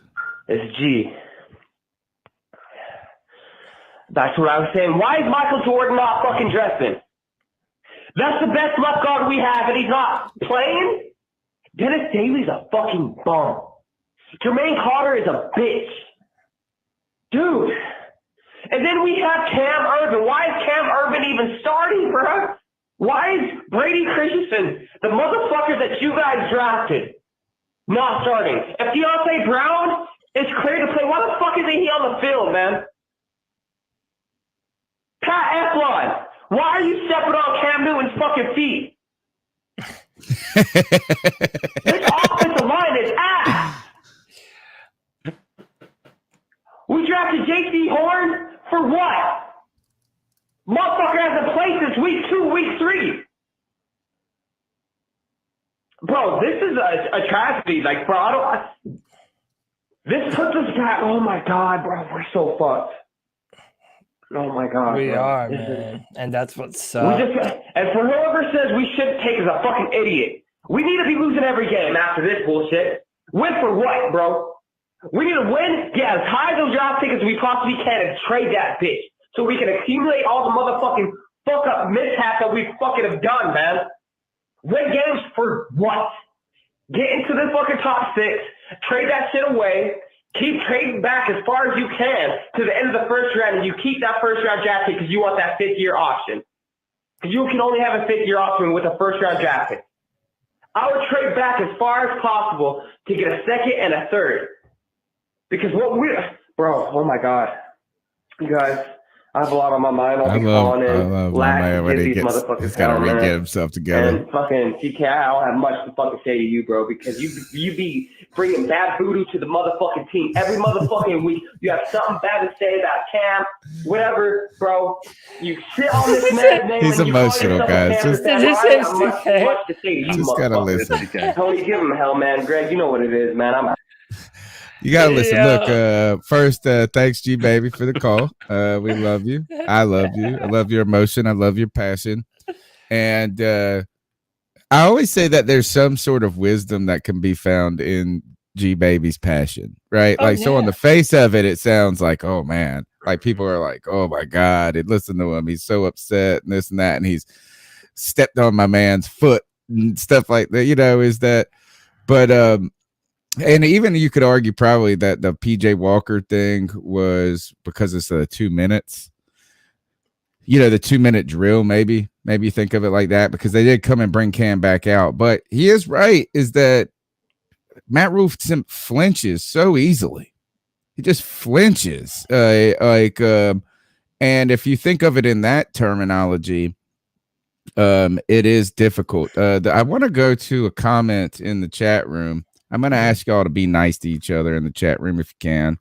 And don't worry, you can use foul language on this show, but my mom told me to keep it clean, so I'm going to try to keep my mouth clean. Y'all be nice to each other. I know we're emotional at this point. This Brian B says, goes and points to, and we've kind of dipped our toe in this conversation about Matt Rhule not having a quarterback and not having an offensive line.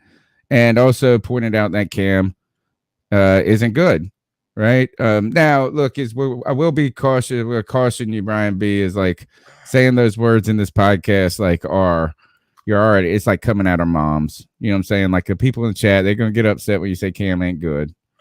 Anyway, people are gonna say we're gonna say things like this. Is that like what'd you expect him to do? Again, the Carolina Panthers put him in a situation that's kind of untenable, right? An unforgiving situation. And even if he isn't, and especially if he isn't the quarterback that he used to be, how did you think it was going to just all of a sudden miraculously save everything, right? If he isn't as good as he, at his peak or his prime. But I think he's right too, is that Cam hasn't played great either, right? Cam hasn't played. I actually think he's almost played a little bit better today than I expected him to play in some cases, right? I think he's been willing to take hits, put his head down, put his body on the line, and do some different things. But the offensive line, I think this comes back to this, is that who kind of takes not the blame, but the responsibility for the quarterback and the offensive line not being good at the end of the day. If it's not Matt Rhule, who is it? Right? You could say those guys aren't good, and I agree. And I also agree that it's going to be hard for you to succeed in this league without a quarterback and without an offensive line. But at the end of the day, who bears the onus of that responsibility for them not being good? Because this team has gone from Teddy Bridgewater and then panicked and moved on from Teddy Bridgewater. If anything, for someone who was not a Teddy Bridgewater fan, I actually saw the wisdom in sticking with Teddy Bridgewater for another year, and addressing the quarterback through potentially the draft, or more importantly, offensive line. There's been no attempt to build it either. And while you brought up Isaiah Simmons, Cody, I want to bring up Tristan Riffs and Mekhi Becton from last year. Screw Isaiah Simmons.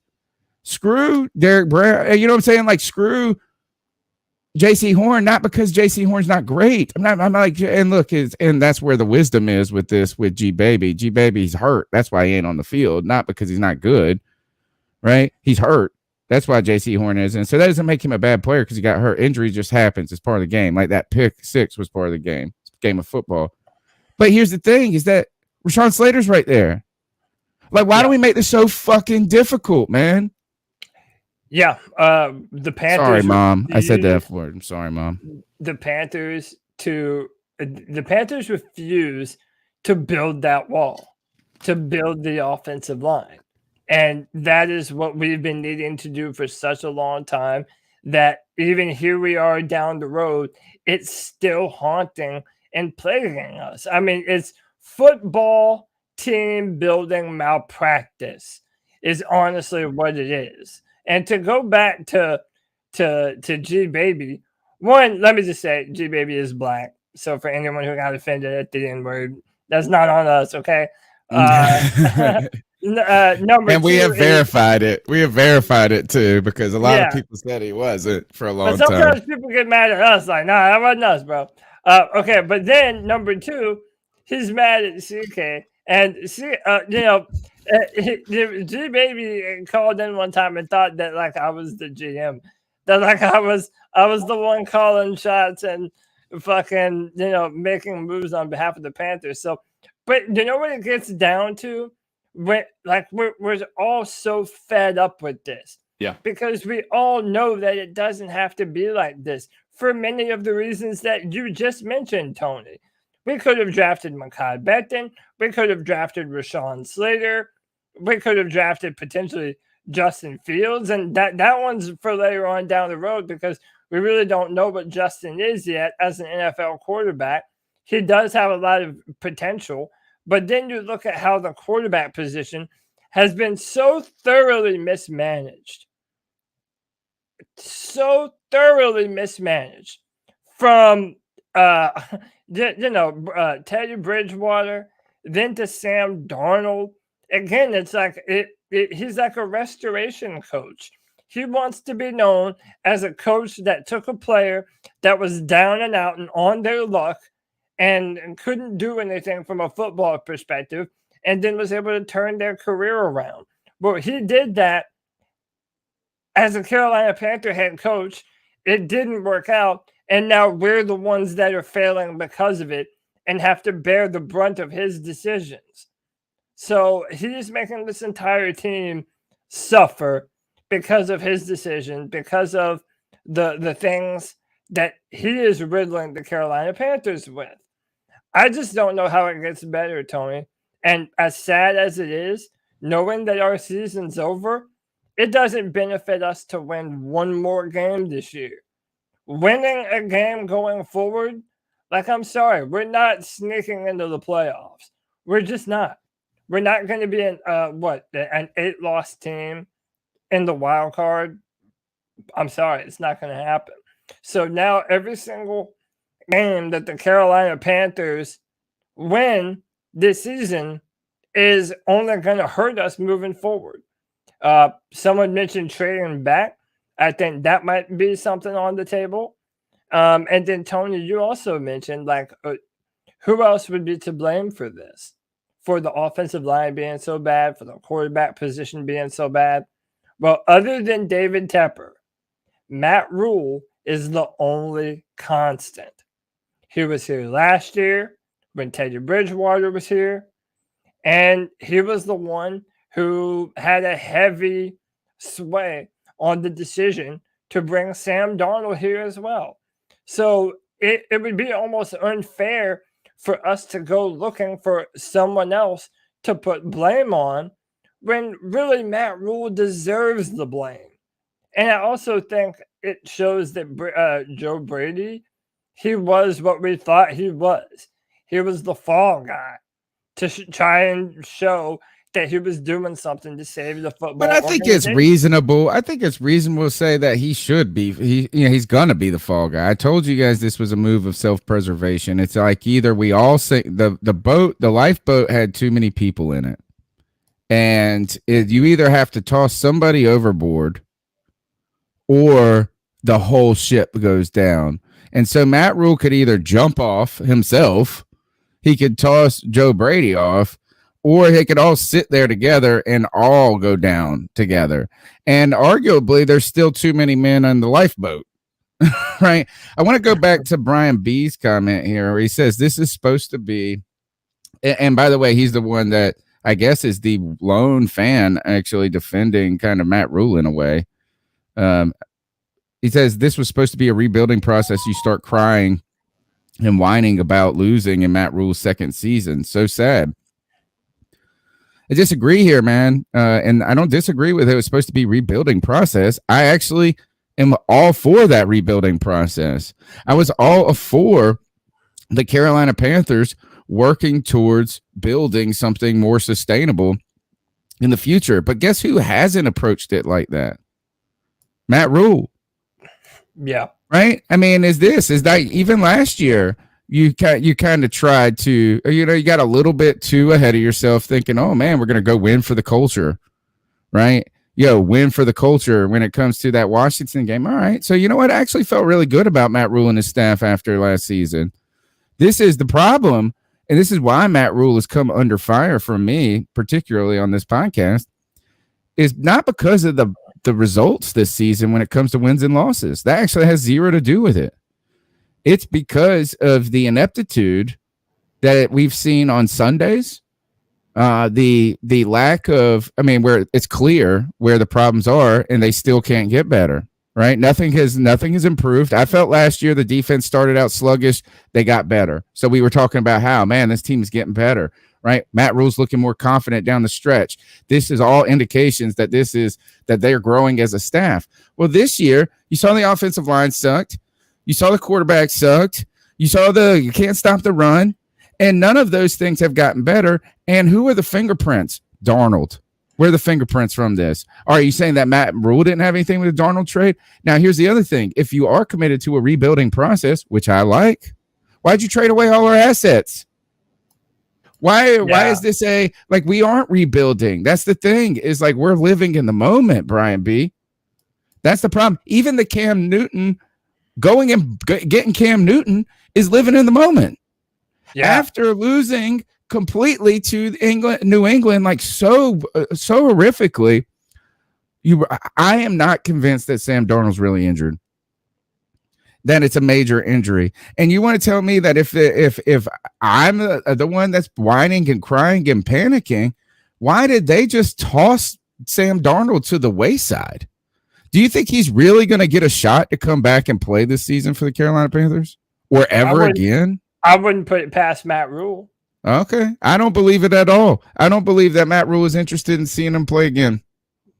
He's like, so if there anything is, we did talk with Josh Klein from the Roaring Riot this past week, the Riot Report on the Beat Check. He did say if there's anything good about this staff and this kind of approach is they don't have the sunk cost fallacy, where it's like just because we put a lot of things into these people, is that they are willing to admit that they screwed up on Sam Darnold and just move on. So maybe that's the benefit of this. All right, let's go to the next call.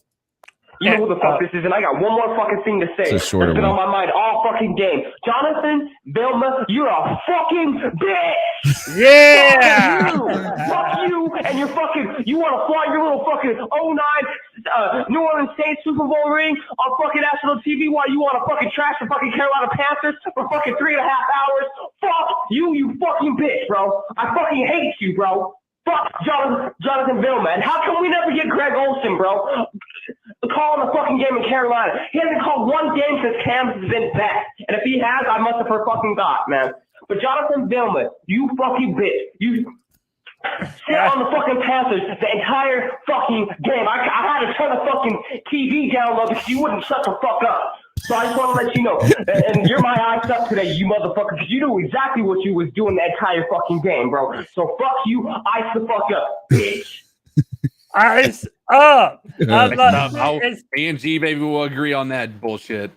Dude, it's those are the calls when G baby is like my fucking spirit animal.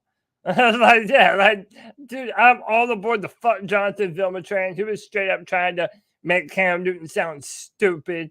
And again, like even going back to Brian B in our chat, like if you looked at this football game and you thought that Cam Newton was the issue, like Cam Newton was the issue in today's football game, dude, I'm sorry. You really don't know what you're looking at when you're looking at football. And that's not saying I disagree. I think he was an issue. I'm not saying that Cam Newton played great. I'm saying if you look at Cam Newton as the reason why this offense failed today, then I'm saying that you're delusional. And also, people are grading on a scale, and they want to throw out the fact that Cam Newton has been with the football team, a month now? Maybe that? I mean, you don't really get into a rhythm with the football team in that short amount of time. It's like Cam Newton is not the biggest issue with this offense right now. I'm not saying that he's playing great either, but it's like he's certainly is an issue though. You know, it's just Walker. It's sad. Look, is that the problems are holistic on offense. The problems are, and here is the thing, and this probably goes to Brian B a little bit. And sorry, I ain't trying to call you out like specifically, but you were on the positive Matt Rhule train. It's like when it's all bad, who does it go back to? Right? Is that it's the same reason that we had against Joe Brady, right? I'll be the first to say it. I said that Joe Brady was out because, you know, when our offense is failing at such a magnitude, it falls back on him, right? It's even if there is individual people failing, it falls back entirely on our offensive coordinator if it's our offense. The problem is it's not just our offense anymore. That's the problem. Like it's more than just our offense. Mistake after mistake, and the defense, man, cannot stop the run. So the fact is that they are saying it on the broadcast. Just run left. I've never seen teams run left so much in football. Do you remember Ron Rivera said that it's just natural because of the way the handoff is to better, like a power run to the right is kind of a more natural run fit, and like. We're talking about teams are doing the unnatural thing against us so effectively. And we had we know that they're going to run the ball. Yeah. Right. And this happened in that Miami game. Like, it's like, duh, they're going to run the ball here and they just do it. Like, so, I mean, it's tough. It's tough. It's like, this has been a collective failure. But for me, the problem is not the product on the field this year. It's the problems that are on the field that are manifesting themselves that show us the problems of the future when it comes to drafting, when it comes to acquiring players and how to fix this. Now, maybe I am a little wrapped up in the moment and think through free agency and a draft, you can look at how we did kind of turn the defense around in a quick minute maybe it's not as hard to think getting 2 offensive linemen in free agency and getting a guy in the draft. It's just like, why did we wait so long? That's what I want to know. And we are going to have, imagine if we don't pick an offensive lineman in that first pick. If we pick a linebacker, dude, I'm going to fucking blow my brains out. 252-228-5098. And no, I'm not going to do that. I'm not going to kill myself, kill somebody else first. Matt Rhule, fire his entire coaching staff. And as Tepper tells Matt Rhule he's fired, give him the finger out while he goes out the door. In all my years, I have never seen a team as poorly coached as the Carolina Panthers. Even in 2001 and 2014, 2010, this feels different because at least to a certain extent, we had some hope. We were going into an offseason with at least a very, very high pick and hopefully a new coach. And it's just ridiculous. It's absolutely ridiculous. And if nothing happens this week, which who knows what's going to happen, they may let him wait till the end of the year before they fire him, if they even do that, because of all the conflicting reports that even if he goes, loses out, they're still going to keep him. It's incredibly frustrating. And as a Panthers fan, I mean, you saw the stadium, there's no one in there. And, people who have been there said that the stadium had no energy whatsoever. It's pathetic. Rhule has literally destroyed, and so has Tepper, has destroyed this team's fan base in 2 years, not even 2 years. And as a Panthers fan, I'm almost tempted just to boycott this team until Rhule's fired. Like, I'm not going to watch next year because what exactly is going to change next year? We have no draft picks. We have one draft pick that may go up to 6 or may go as high as 6, maybe 5. But the teams above us are also really bad. So it's just frustrating. I'm hoping that Rhule gets fired this week. My heart hopes, but my head feels like that Tepper isn't going to do a damn thing, and it makes me sick. So anyway, guys, always love being in this therapy session because the Panthers are bad, y'all. Panthers are really, really bad. Thank you. Later. Thank you for the call. Very good call too. Is that that is the problem when you look at the draft, is that we are the only thing maybe is that we lost to Atlanta. Maybe that will help us in the draft a little bit. They climb, I don't know, but we're not. You can't fall but so much when the Jags and the Jets occupy everything, and then the Eagles get 2 top 10 picks. Yeah. It's like, man, we're gonna be picking 13. I mean, like that. It's like we missed our opportunity last year, and that's where my kind of problem goes, guys. Back to this, thinking of this as a rebuild. I was entirely prepared to approach this as a rebuild. It's sad that the Carolina Panthers were not prepared to approach this as a rebuild, though. Let's go to the next call. Hey, what's up, boys? This is Levi here, big time fan of the podcast. Thank you very much. Man, I got a sad drive home. I'm in Charlotte today, man. I figured I bought a ticket. Maybe my boys could win it at home for us and maybe keep that small window of playoffs open. But, God, man, I was just sad. The stadium was just kind of quiet most of the time. Just the momentum was just never really in our possession, It just never really went our way between the calls and bad play calling and all. It's just heartbreaking, man. I mean, Panthers fans till I die, but I don't even know where to go from here. It feels like we're back to square one. But love to get your thoughts on it, man. Much love. Enjoy the podcast. Keep doing your thing. Thank you for the support, man. We really appreciate all you guys that are giving us your time, man. Like, I cannot tell you how valuable that is that with all of us so busy in this world, the holidays approaching, the fact that you guys are here hanging out with us, listening to us later in the week, it means a lot to me.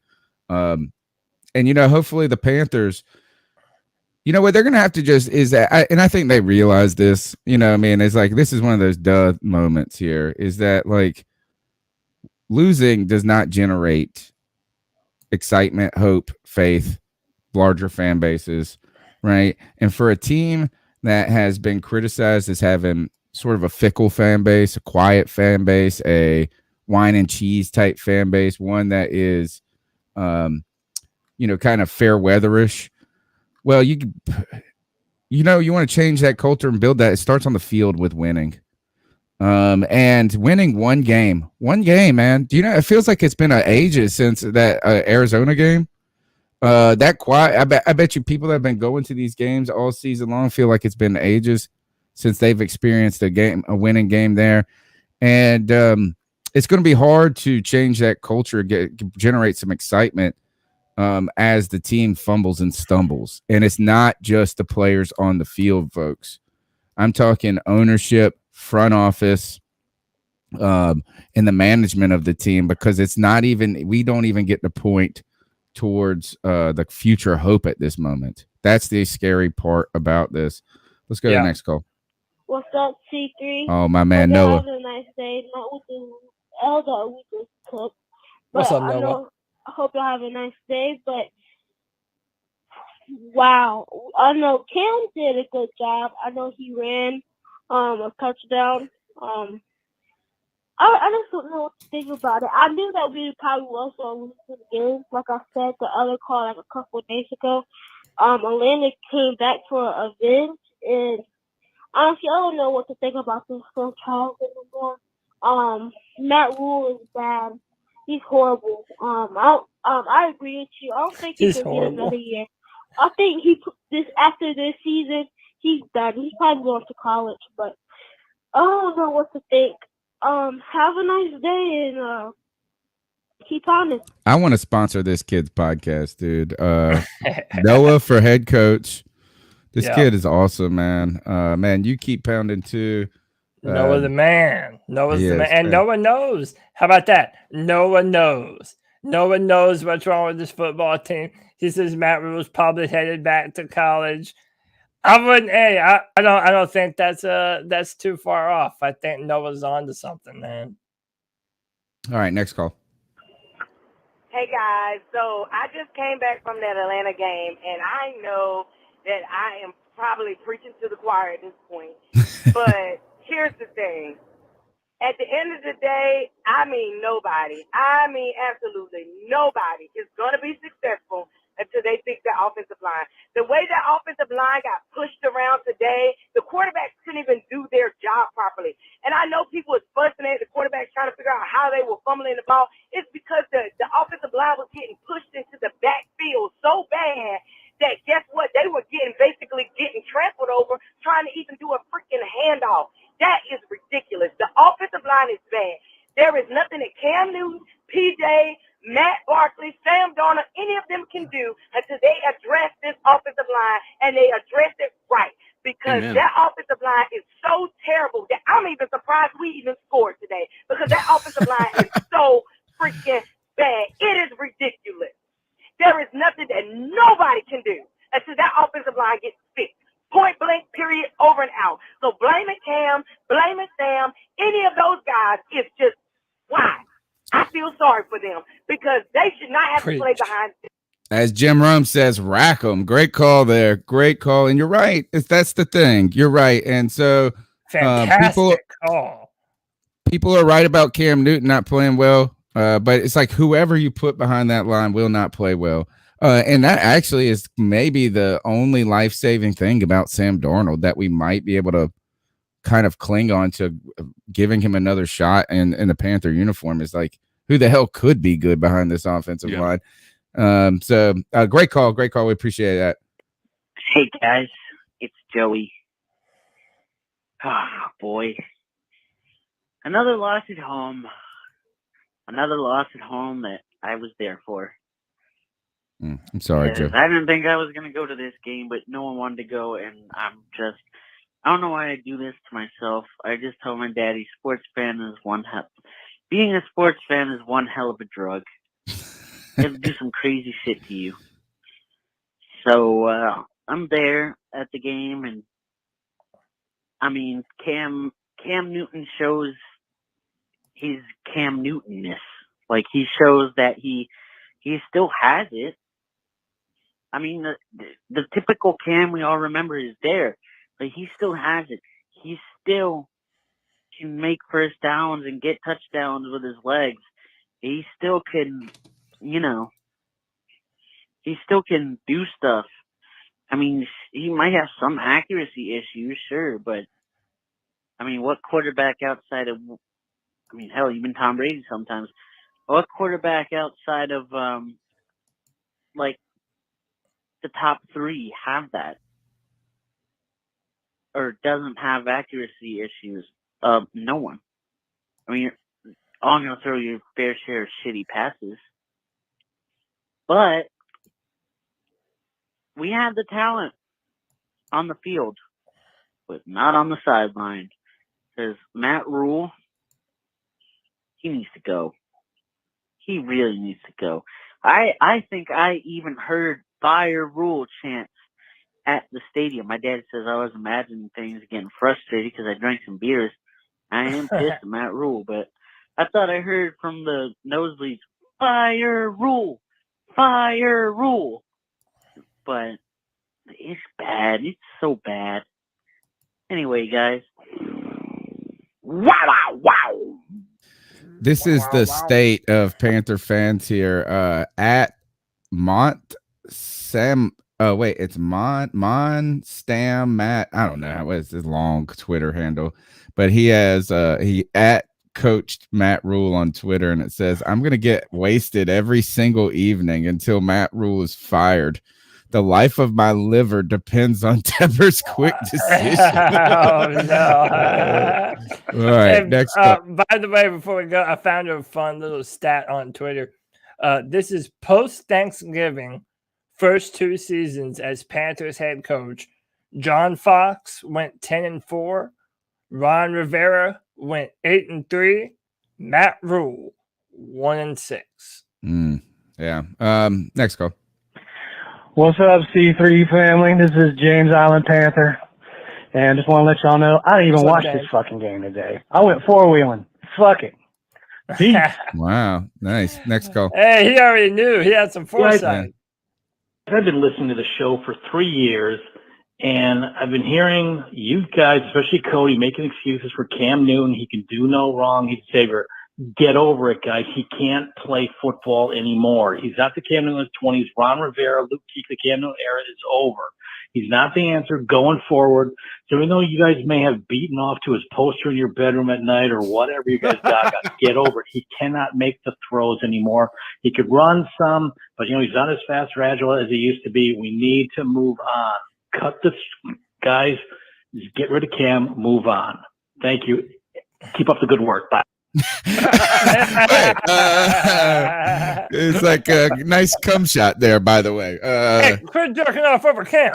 But keep up with the good work. Bye. But keep eating off. I mean, keep my counting. thing is, look, You know what? He's right and wrong. He's right and wrong. My answer is really short. I have more evidence to believe that Cam Newton will do us better than Sam Darnold. I'm not beholden to Sam Darnold. And if we're going to go with this mindset that because Sam Darnold costs us $18 million next year, that now we have to build the offensive line around Sam Darnold? No, fuck that, man. Maybe I am a Cam Newton super fan. Maybe he's not as good as he once was. But I'm telling you that he is not the problem with this football team. I think he is a problem right now. Is that I don't like think his... he's the solution? If that's Right. the answer, like I don't think that, like to that point, like I don't think that he coming in, I don't think he made the team worse, right? Right. I think that he's offering something better to the team than we had before, but I also don't see him as being the savior that he once was for the squad either. Like I think I said it last year as he was when he was a Patriot, right? I don't think that Cam Newton is the same Cam Newton. I think you can see it in the way he throws the ball. The ball does not zip. It does not go. It floats in the air for a lot longer than he ever did. I agree. I think that Cam Newton's best days are behind him, and I hate to say that because, like the caller said, we all jerked off to him on his poster, right? And it's so it's irritating, and it's irritating to have to be on this side of things because we've been such avid defenders of Cam Newton that like it's painful because now we have to sit here and live through the downfall, and it's a quick one if you think about it. like the playing time of a quarterback should be well past a decade, right? If you're a good quarterback, and Cam Newton didn't get to experience that. He didn't get to experience the Drew Brees. He didn't get to experience the Peyton Manning or the Tom Brady or the Phillip Rivers or the Eli Manning type career because he wasn't their type of career. He wasn't their type of quarterback. So I think that part is the hurdle, and that's tough. But I agree with the caller. I think Cam Newton's better days are behind him, but he's definitely not the biggest issue we have. Yeah, caller, right on this. I invented a towel to jerk off to Cam with. Who else in the world loved him enough to do that? I invented the Cam Wow. Some people call it Cum Wow, like you do. Dude. He is. I think CK put it fantastic. There is not the solution, and I tell you this is. We have. We defended Cam for so long, and it is kind of our go-to. But we also didn't ask for him to come back either. I will point that is that if you want to call up, maybe it's time to call Matt Rhule and these guys. They're the ones that went and got him. They're the ones that went and got him, and I was concerned. I was worried. I was worried about this. Is that one? I didn't want, because Cam is so important to me as a player, as someone I love so much, and so in the your favorite football player of all time conversation, because he is in that case right there. I wanted him to have some success at the end of his career because I didn't want him to go out as a shell of himself. Right? I didn't want our last memories of Cam Newton to be associated with him not being a great player, because he was such a fantastic player for a good period of time too. It wasn't just a year or 2 years of flash in the pan. I mean, it was a decade long run of just awesomeness, almost maybe 8 years or so. I didn't want that, but now what even hurt. What would hurt worse is that happens in a Panther jersey too now, and that we contributed to it. And we didn't even, you put him in a place to where he isn't going to get, it's more destined for him to finish poorly than it is to finish well. At the same time, I agree with what Cody said, is that he is the better option for our team at this moment. With an offensive line that sucks so bad, you actually kind of need a dude like Cam. And the fact is that this offense is doing a lot better when you're running the ball with the quarterback and you do the things that Cam did great. And arguably, maybe that was the problem with Joe Brady, even with Sam Darnold. Why didn't they do some more of those things with Sam Darnold? Sam Darnold showed that he can run the ball effectively. You get him in space, he's got some wheels. So why aren't you trying to do some things to negate the horrificness of this offensive line? So good call, bad call.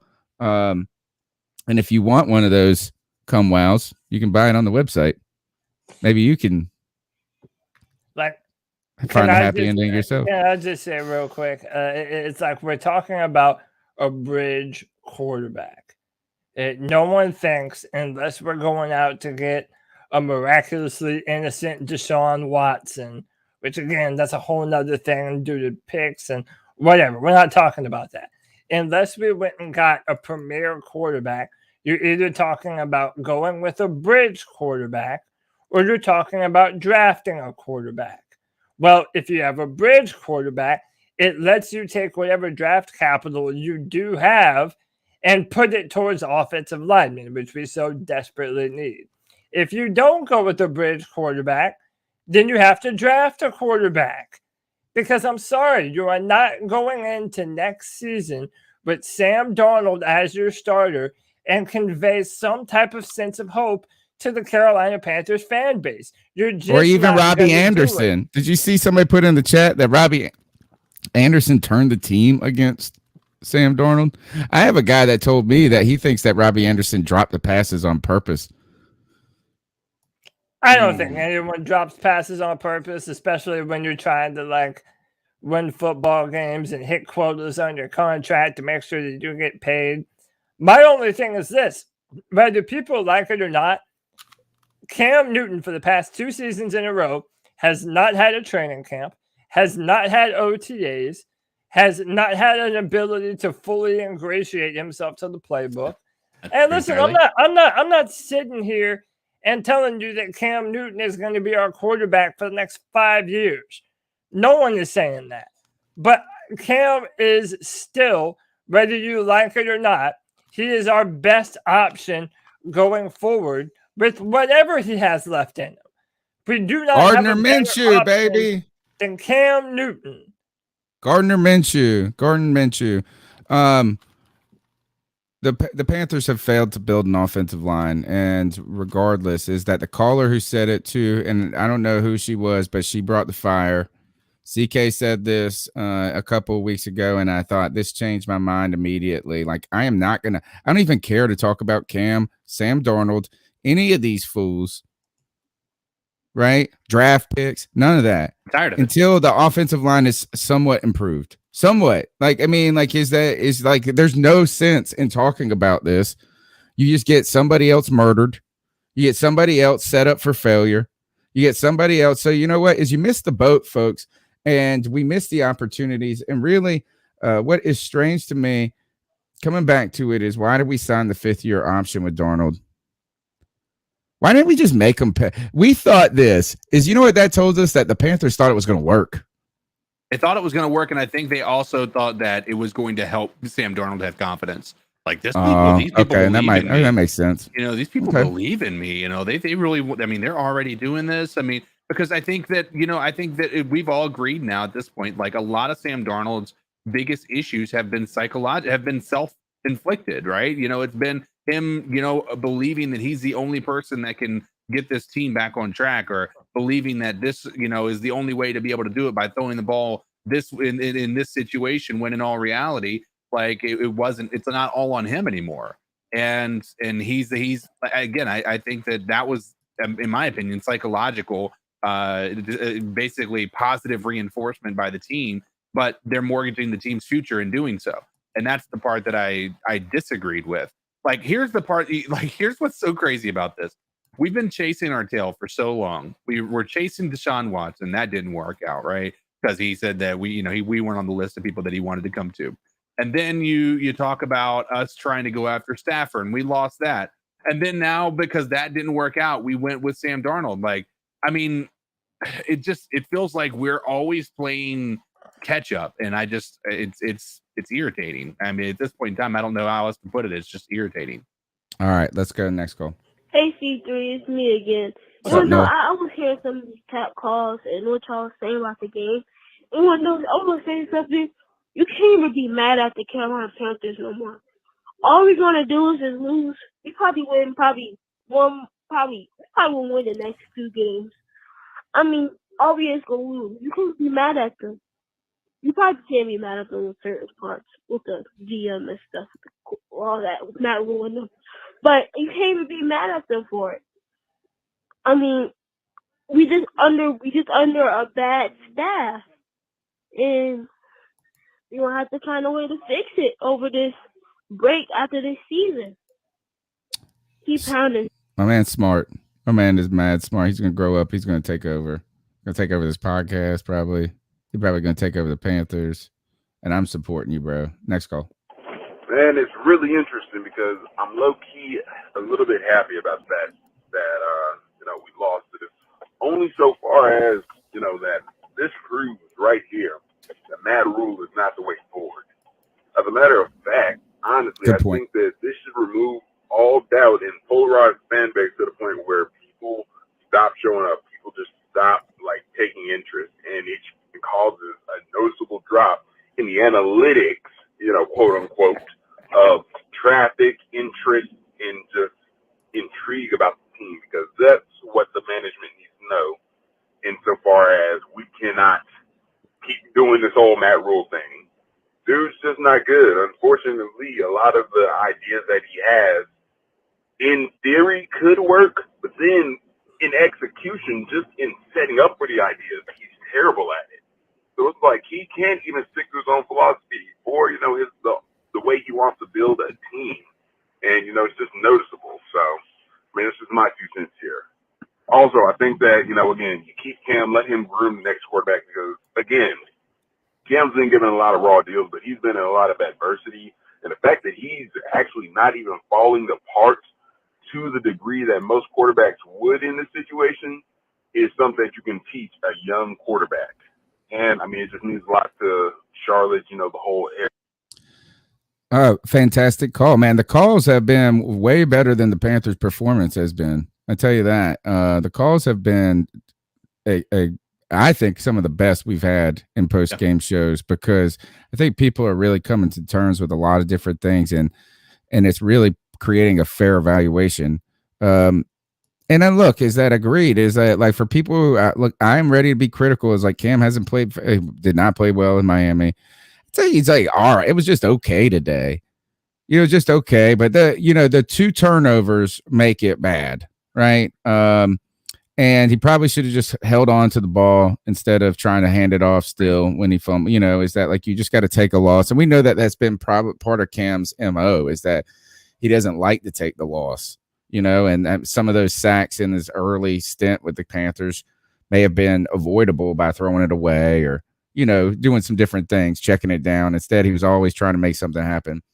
But, a win, here's the thing, is that a win today would have immediately kind of said, well, imagine if we would have won today, what this conversation would be like, right? You would pivot to this as you say, man, offense under new leadership looked improved, which I think it did, to be honest. I think the offense did look improved. Maybe not dramatically, but yeah, right? And then you would say this is now we're in the hunt. And then you would turn over. We would be taking these calls right now. And we'd turn over and we'd see the Tampa Bay Buccaneers are smoking the Buffalo Bills. And we said, man, Buffalo Bills aren't who we thought they were. And man, we could go to Buffalo. Imagine if we pull off a win in Buffalo and catch some momentum. And then we're going to run to the play. You know what? We ain't having those conversations, folks. We ain't having those conversations, because right now is that like Noah said, you can't even be mad. Can't even be mad, right? Because that they're not supposed to win. Yeah. They're not supposed to win, right, at this point. And I think that, like the caller said, that's kind of bringing it's accelerating the conclusion we probably need to make about Matt Rhule. And I want to get, last point is this. I want to get his contract is too expensive to get rid of talk. Get that out of here. Because number one is Tepper's made of money. Number two, loses you more money than firing Matt Rhule would, right? In traffic, like he said, to the website, the interest level, the game tickets, the popcorn sales. You can make up for his fucking contract by packing that stadium out and selling $12 beers. But you can't. You were going to lose double time by paying him his contract and losing that revenue. Yeah, I mean, he's losing so much right now. He definitely is. To go off of what you're saying, Tony, I like this comment in our chat from Danielle Sarton. Apologies if I mispronounced your name, Danielle. It's like a bad marriage waiting for kids to go to college before you split. And I felt like that was a good comment, because it's like, I agree. One of the things that I've been saying this year was there's this sense of delaying the inevitable, that you are delaying what is already inevitable, what is going to happen. And I feel like that's how this offensive line has been set up. But frankly, I also feel like that's what our head coaching situation is now. The more that we continue to try and fit this square peg into a round hole and try and make these things work, you're like, well, okay, maybe we're kind of close. Our defense was okay this year. Get some players on the offensive line, maybe upgrade the quarterback position, and we'll be okay. Like those two things are just easy to do over the case of one offseason. But even still, it's like, you're trying to put lipstick on a pig. We already know now the kind of coach that Matt Rhule is, and we really don't think that this is going to get any better based off of the evidence that we already have. So, yeah, I don't feel like I want to fight for him right now. No. Imagine, I mean, there's coaches out there that you think, man, that's not going well for him, but you're kind of rooting for him. Like, I'm not really rooting for him anymore. Yeah. And I don't know why. I don't know how it's got, and I think it's because he's fickle. I think it's because he doesn't like. I want him to show some consternation and some toughness and some alphaness, and he's like just a yes man, like you guys said. All right, next call. I bumped somebody up because they're talking about us. Hey, it's me, C-Dog. I just got to say C-Dog. something, man, for everybody on Cam Newton nuts. Please get off Cam Newton nuts. The offensive line is just what it is. You know, I feel, you know, I mean, the only reason we even score is probably because of Cam. Shit, even when he fumbled the ball, Pat Affleck stepped on his fucking foot. Then on that interception, they were basically in the same formation. I mean, they had already caught that play on that same drive and everything, you know. I mean, I just don't know what to say about this, you know. It's time to fire everybody, man. Clean house and bring in a real goddamn NFL staff, real NFL coaches, man, you know. And go on from there and let Cam be the bridge and fix his offensive line in the draft, you know. Go ahead, you know, just go ahead and pick another offensive lineman in the draft. Or at least 3 of them. Something. I don't know, man. But, man, y'all Cam Newton nuts, man. All right. I thought when I read the transcript, I thought it was going a different way. Goddamn like button and make sure you goddamn subscribe. Hell Dab on the like button and subscribe to the goddamn show. Goddamn, peace out. Thank you, bro. Appreciate you, dog. That's the dog. Told you right these there. calls That's were the good homie tonight. right there. Be a man. friend, share the show. Let's go. Next call. Hey, I just called in this is my second time. Oh, I forgot to say that. Why is it when Cam messes up, Matt Rhule is real quick to bench Cam, but when Sam was messing up, he left him in the game. He left him and say, "Oh, he was going to work it out. I want him to play it out." But when Cam messes up, he's real quick to sub him in and out. Why does Matt Rhule does that? I assume that's not very fair. You know what I'm saying? Like, if you are this coach, you want equal between all your players. So it would have been equal for you to left Cam in, even though he threw a pick 6. Sam Darnold threw a pick 6. You left him in the game. Sam Darnold throws 3 picks. You left him in the game. But Cam throws 2 picks. Get him out. Nah, man, that's fucked up on so many levels. I'm hoping though it's because of the 2-minute drill. No one's playing for Matt Rhule. DJ Moore doesn't even want to run routes, it looks like. It's just like everyone gave up on this man. As a coach, once you lose the locker room, you lose the team. So you might as well just walk out, head back to college, and just start over anew and forget that you ever coached for an NFL team. Yeah, as I'm watching the damn Bucks steamroll folks, just look at that offensive line. They're playing well. I think there's truth is Cam deserves some criticism. And the question is bringing Cam back for another year what conversations are we going to be having then? None of this will matter until the Panthers can block. And none of it. And I just don't know if Matt Rhule and his staff are inspiring confidence. And if we're having those questions and we think that he's lost the locker room, I can guarantee you that David Tepper's thinking about it. Right. Whether it's right, wrong, whether the right decision is sticking with Matt Rhule and we're not seeing something, and there's something better behind the scenes that we don't know about, right? Is that like it's not as bad or it's worse than we think? Is that David Tepper's thinking about it. As he should be. Last thing, and it's not long. If you don't believe that Cam Newton should be on the team after this year, then you need to tell us what the alternative is. Don't just say, "Oh, Cam sucks. You guys are Cam stans." What's the alternative? Is it Sam Darnold? Is that what we're doing? Is it PJ Walker? Is that what we're doing? Like, what's on your list of more plausible options at the quarterback position other than Cam Newton? And by the way, make it sound believable. Make it sound believable when you do. Because a lot of these, quick fixes that a lot of fans have in mind, dude, it's honestly some Madden bullshit. Like, it's not really going to make us better. Cam may not be the answer that you want, but I'll be damned if he isn't the answer that we have. Give this man an offseason, dude. Build up the football team. Then go get your quarterback. That's all I'm saying. Next call. Hey, guys, it's Joey again. I want to call and talk about a few things. And they both have to do with Matt Rhule. I think that the only argument Matt Rhule gets for sticking around a third year is because everyone said, oh, you hired Matt Rhule. Okay, cool. Well, just to let you know, he is terrible his first 2 years. He's absolutely terrible. But then the third year, it's smooth sailing from there.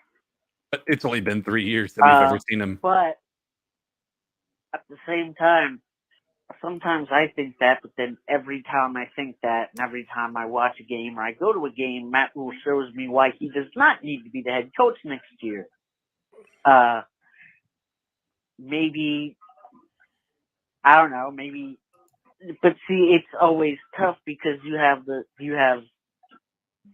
two very different things about, well, everyone knows he's terrible for the first 2 years, even in college. But, I would like to have some Temple and Baylor guys on here to help us talk about, is he this kind of terrible? And I have another question. Did Marty Herney's talent evaluation skills make Matt Rhule not look so bad because he could actually evaluate talent? And I want you to actually answer that question. Anyway, guys. Wow.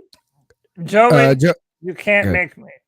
You can't make me. That's a cold hell. If you're trying to get me to say, oh, yeah, well, Marty Herney, his talent evaluation really covered up for Matt Rhule. And, dude, if he did, we're in hell, bro. Yeah, that's it. Then that's even worse. I don't know what the answer is to your question, Joey. And I don't love the 3-year argument from people. Because one is that I think college programs and pro programs are different.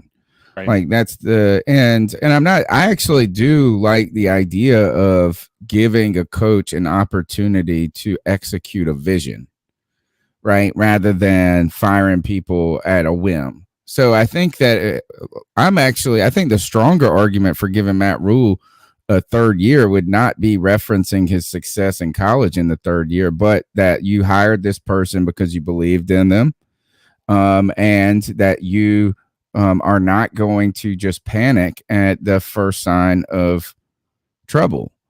You could point to a strong opening season for Matt Rhule, some struggles and based both on what he's done, the personnel decisions.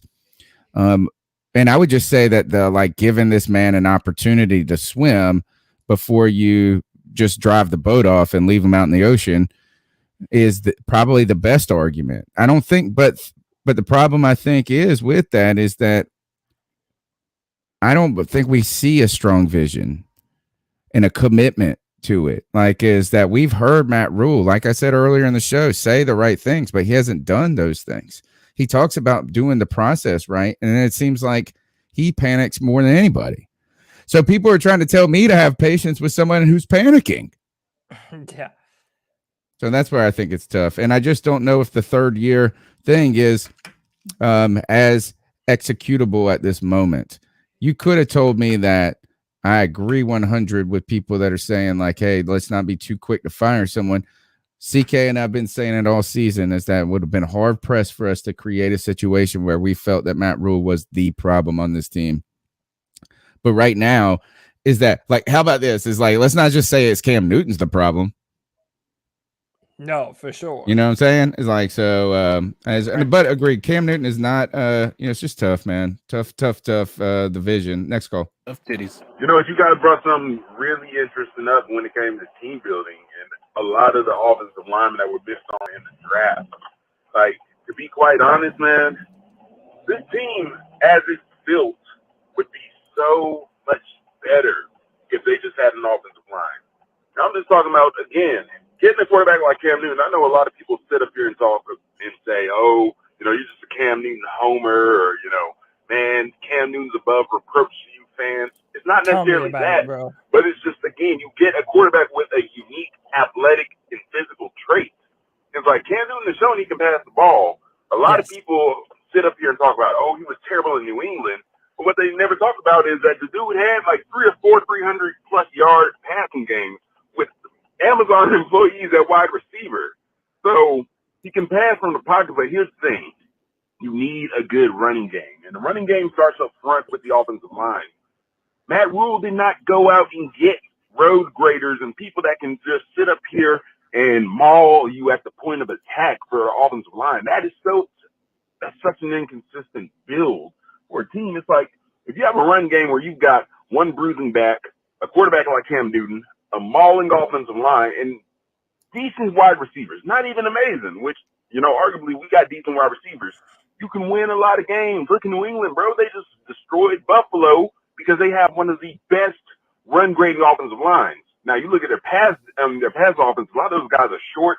They get beat by longer defensive ends. They're not amazing pass blockers, but they were the best running offensive line ever. And what it did was it forced you to have a lot heavier personnel on the field or put guys into the box, and it creates easier reads for a quarterback, especially a quarterback that does not, you know the offense well enough to understand, like, who's going to be open where, what routes are here, what concept, you know, where are we aiming for the concept, where's the auxiliary if that fails. Like, that's what Cam Newton is right now. He doesn't understand the offense. He doesn't know intrinsically what routes are going to be there. So it's easier to create single reads and create situations where he can see guys open and just put the ball there if you have a good run game. Christian McCaffrey, he's not a run between the tackles kind of back. You need another complimentary back, and Chuba Hubbard is like a poor man's Christian McCaffrey. So I don't understand what Matt Rhule's approach is, and I think you guys are dead honest with that. Like, we should have been, like, Carolina should have gotten Najee Harris. They should have got somebody like that. There are so many ways to build this team that he just failed on. Yes, that is the truth. Great call again. Fantastic. I think best calls of the season and the post game show, and that's the real problem with Matt Rhule here is that and we can't even put this on Fitterer because he's so new to the organization. But it's just clear that the Panthers, like, it was kind of clear when, or at least we thought with Matt Rhule, that he said, man, our defense is old and slow. And that's the reason why we're not going to be good. So it's like, we got to drastically get young and athletic on defense. Well, you did that in a year and it kind of worked. But at the same time, you could have looked at our team and said the offensive line is cruddy and we got to get better at that quickly. And we excused him last year because the defensive commitment seemed to revitalize everything. But it's been 2 years where there's no commitment to the offensive line. And he's right. It's these soft-ass offensive linemen, too. They aren't even good. At least some of the past bad offensive lines for the Carolina Panthers could run block. But this is where the plan and the vision of Matt Rhule is not endearing. Because you heard that that is like there's a disconnect between him and Joe Brady about the balance of the offense, right? About not running the ball enough. But we don't have the personnel to run the ball either. You know, like, we don't have good run blocking. And Christian McCaffrey has covered this up so much for us because he's so good that he was able to run the ball even when the blocks weren't there. But this offensive line this offensive line is so bad. It got Sam Darnold. It got Sam Darnold killed or probably never playing again. It got Joe Brady fired. It got Cam Newton under the microscope again for Panther fans. And it's going to get Matt Rhule fired. That's how bad the offensive line is. Yeah, so real quick, shout out to Ernie Hardy for $5 super sticker. That's new. Nice. I didn't even know you can give stickers in YouTube. It's pretty cool. Thank you very much. That's cool. Thank you so much, Ernie. And then, I mean, listen, that caller hit the nail on the head, man. I mean, every wrong move has been made under Matt Rhule's tenure. And then if you look at, even what you were saying, Tony, about, how many times we've kind of passed the offensive line down the road. Oh, we'll do it next year. Oh, we'll do it next year. And it really goes down to philosophy.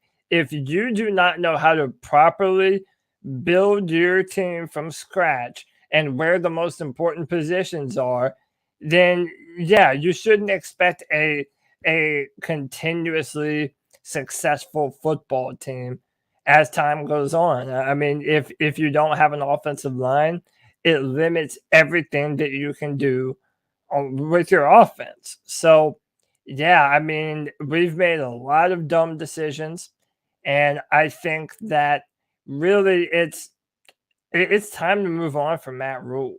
I mean, a lot We of didn't people are draft a saying, single lineman in last year's draft. I mean, like in Matt Rhule's first draft, not a single offensive player. all defense. Right? Yeah. And then on top of that, this year we drafted 2 skill position players before a lineman, an offensive lineman. And it's like, it's kind of crazy to think that these people are distracted by the shiny toy so much. Right? Is that and Terrace Marshall Jr., I think this pick, whether or not he better turn out to be the greatest damn wide receiver in the history of football. He better be awesome, man, because we really, even if you thought, man, that our secondary needed the piece of J.C. Horn, well, then you know what? We needed an offensive lineman in the second round. That's what we just needed. And you know what? Is a lot of people didn't even think that Terrace Marshall, he could have gone later, maybe.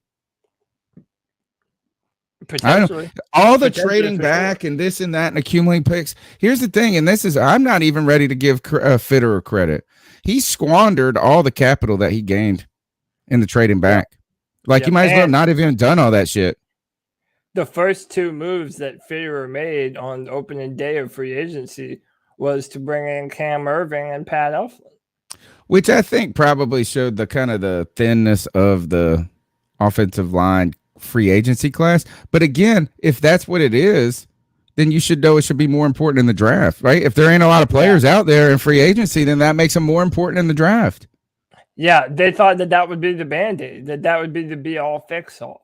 And I've seen our fucking front office do this all the way, and I used to think it was just because we had Cam we could get away with the shit. But I have seen this front office continue to Band-Aid. Look, the best year we had was with a Band-Aid itself in Michael Orr. People thought Michael Orr was done. And he came back and had a resurge career, had a one season where he was back at the top of the mountain. But people remember he went from Baltimore, then he went to Tennessee, and he struggled with injury or toe or something like that, and he had problems. And people thought he was a bum after he took the money in Tennessee. And, he had a resurge, but even that was a Band-Aid. It was just, you got lucky, and that was cool. But we have not committed any assets, any capital, excuse me. We have not committed any capital to the offensive line. So fuck it, man. I'm with CK, man. Until we fix that, nothing's going to change. What I said is I'm tired of hearing anything about quarterbacks. I am tired of having to make excuses for quarterbacks because our offensive line plays horrible. I'm tired of making excuses, period. Yeah. We have talked about it for a decade, it feels like, as Panthers fans. Yep. We need an offensive line. That is what, if you look at successful squads, that is the difference maker. They have an offensive squad, they have an offensive line. They sometimes have a squad that can protect the quarterback. And we haven't had that. And until we get that, we're not going to be considered a serious contender. And it's not just like we might be able to find a year where we get some free agents, maybe 1 year we are able to make something happen, make the offensive line, actually really good. But we need to build a squad that we're going to be able to have consistency with, and we haven't had it in a long time. Fantastic points tonight. 2 last calls. Hey guys, it's Joey again. Sorry to bother or call for a 3rd time on the post game, but I mean, Danielle is on fire. I heard, this is fun. It's made me laugh. I was watching something. I was scrolling down WCNC Charlotte's YouTube channel, and they had a clip about news announcing that Joe Brady was gone. And I think the anchor, I think she might have accidentally slipped up and asked about is Rat Rule safe? Like, I think she might have accidentally called Matt Rhule Rat Rule. And I was like, there you go, honey. Don't apologize for this one because he sucks. He needs to go. Rat He is Mule. a vermin. He is a pest to this team. Anyway, guys. Wow. Dude, the calls, the comments. I love this. Well, first of all, the laundry guy in here. Your brother. Said, my brother from another mother said, actually from the same mother, probably. Not even I can clean this up. Where's the vodka? And I like this one from Danielle, who, by the way, Danielle, I don't know if you've listened to the show before, but thanks. You've been a great contributor already. So we hope to see you back. But where she said, bring back Steve Smith to punch Rhule in the face every time he does something dumb. That's worth $10 million in a draft pick right there. I laughed for that mess right away. So, man, we appreciate it. All right, last call, and then we'll give out some game ball, dab on them picks and some things. So you'll be thinking about what we still got to do that. Yep. Hey, guys, here's my question. I keep hearing everybody talk about Cam is not the answer, whatever. We know that, right? We know that Cam is not the answer long term.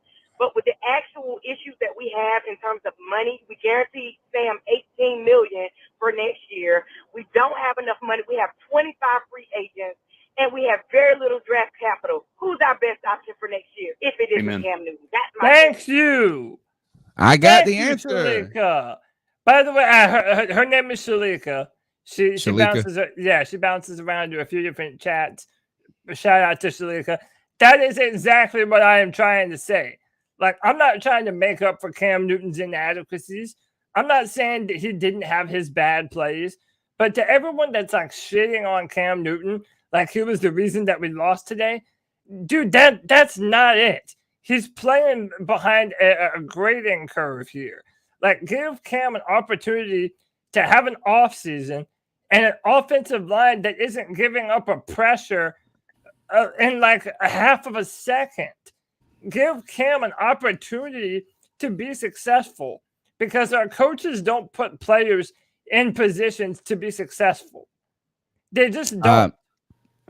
All right, so is the money is the biggest problem here, right? Again, is that for people who are saying defending Cam or this and that, the real thing is the decision making with this front office about the quarter. They have swung 3 times, maybe 4 if we count the pitches, right, and struck out.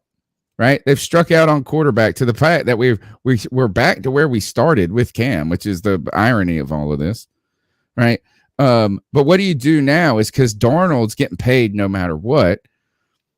At this point, the coaching staff has not exhibited confidence in him, right? They've already given up on him to this point. So, like, imagine them coming out and trying to say, Sam, you got another chance with us.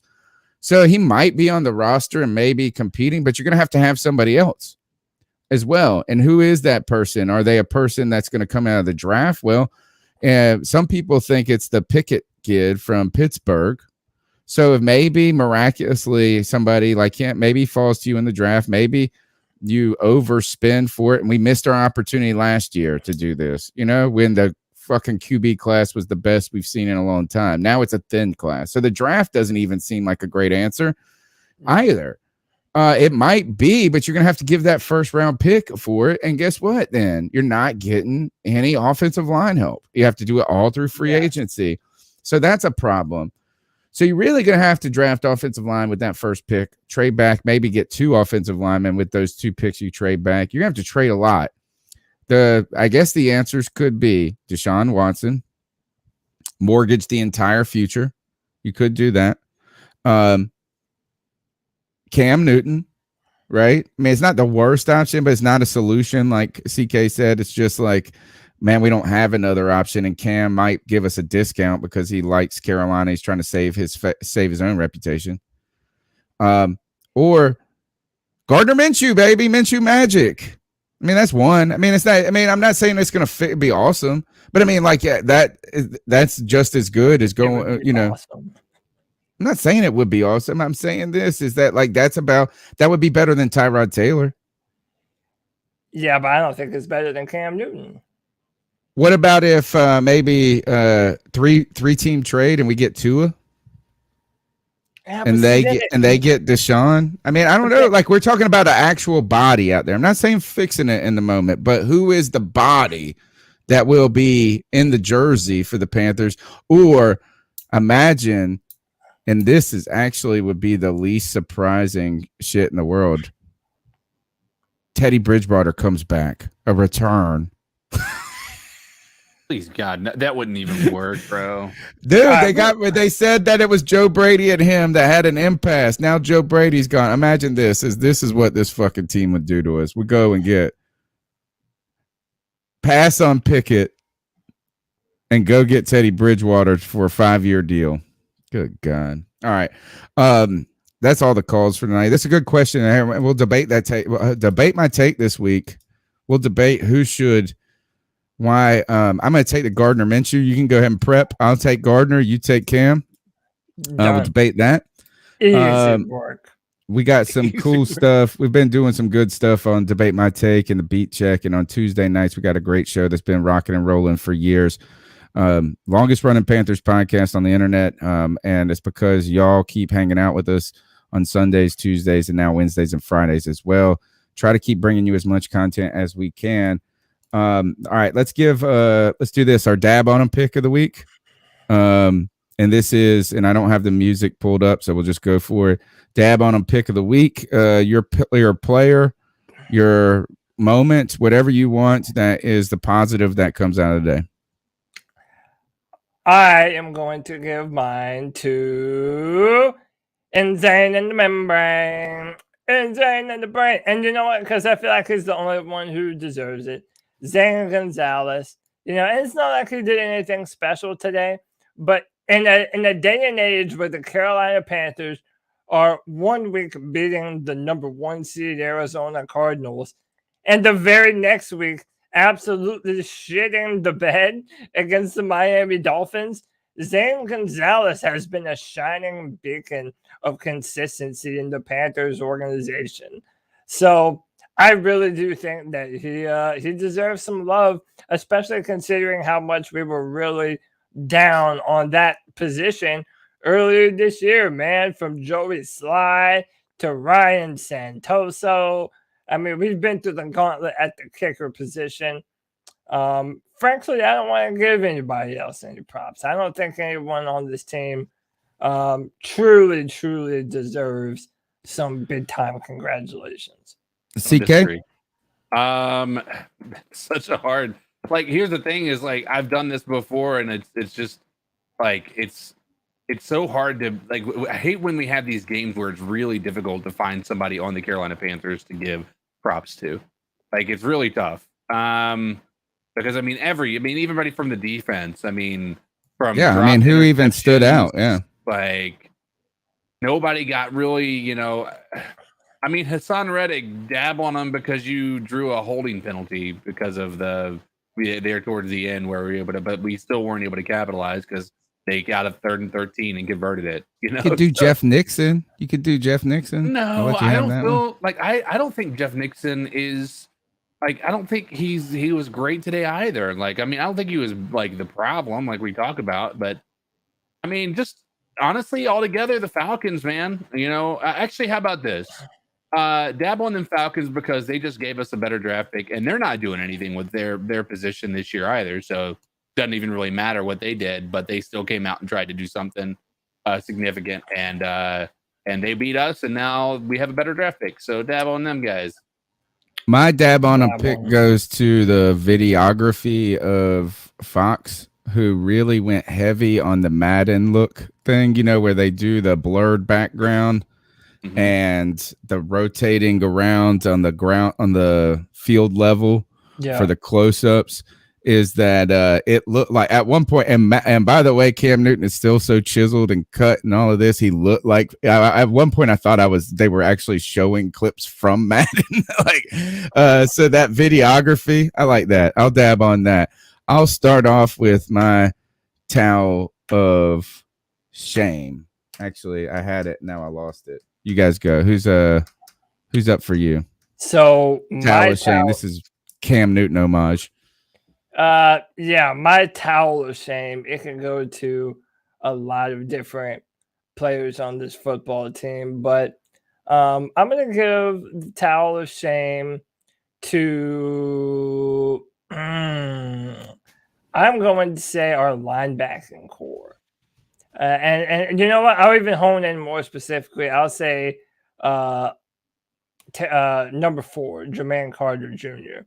I think he's a good football player, but I don't think he is a long-term answer at inside linebacker. Yeah, I really, really think that our linebacking core needs a lot of improvement.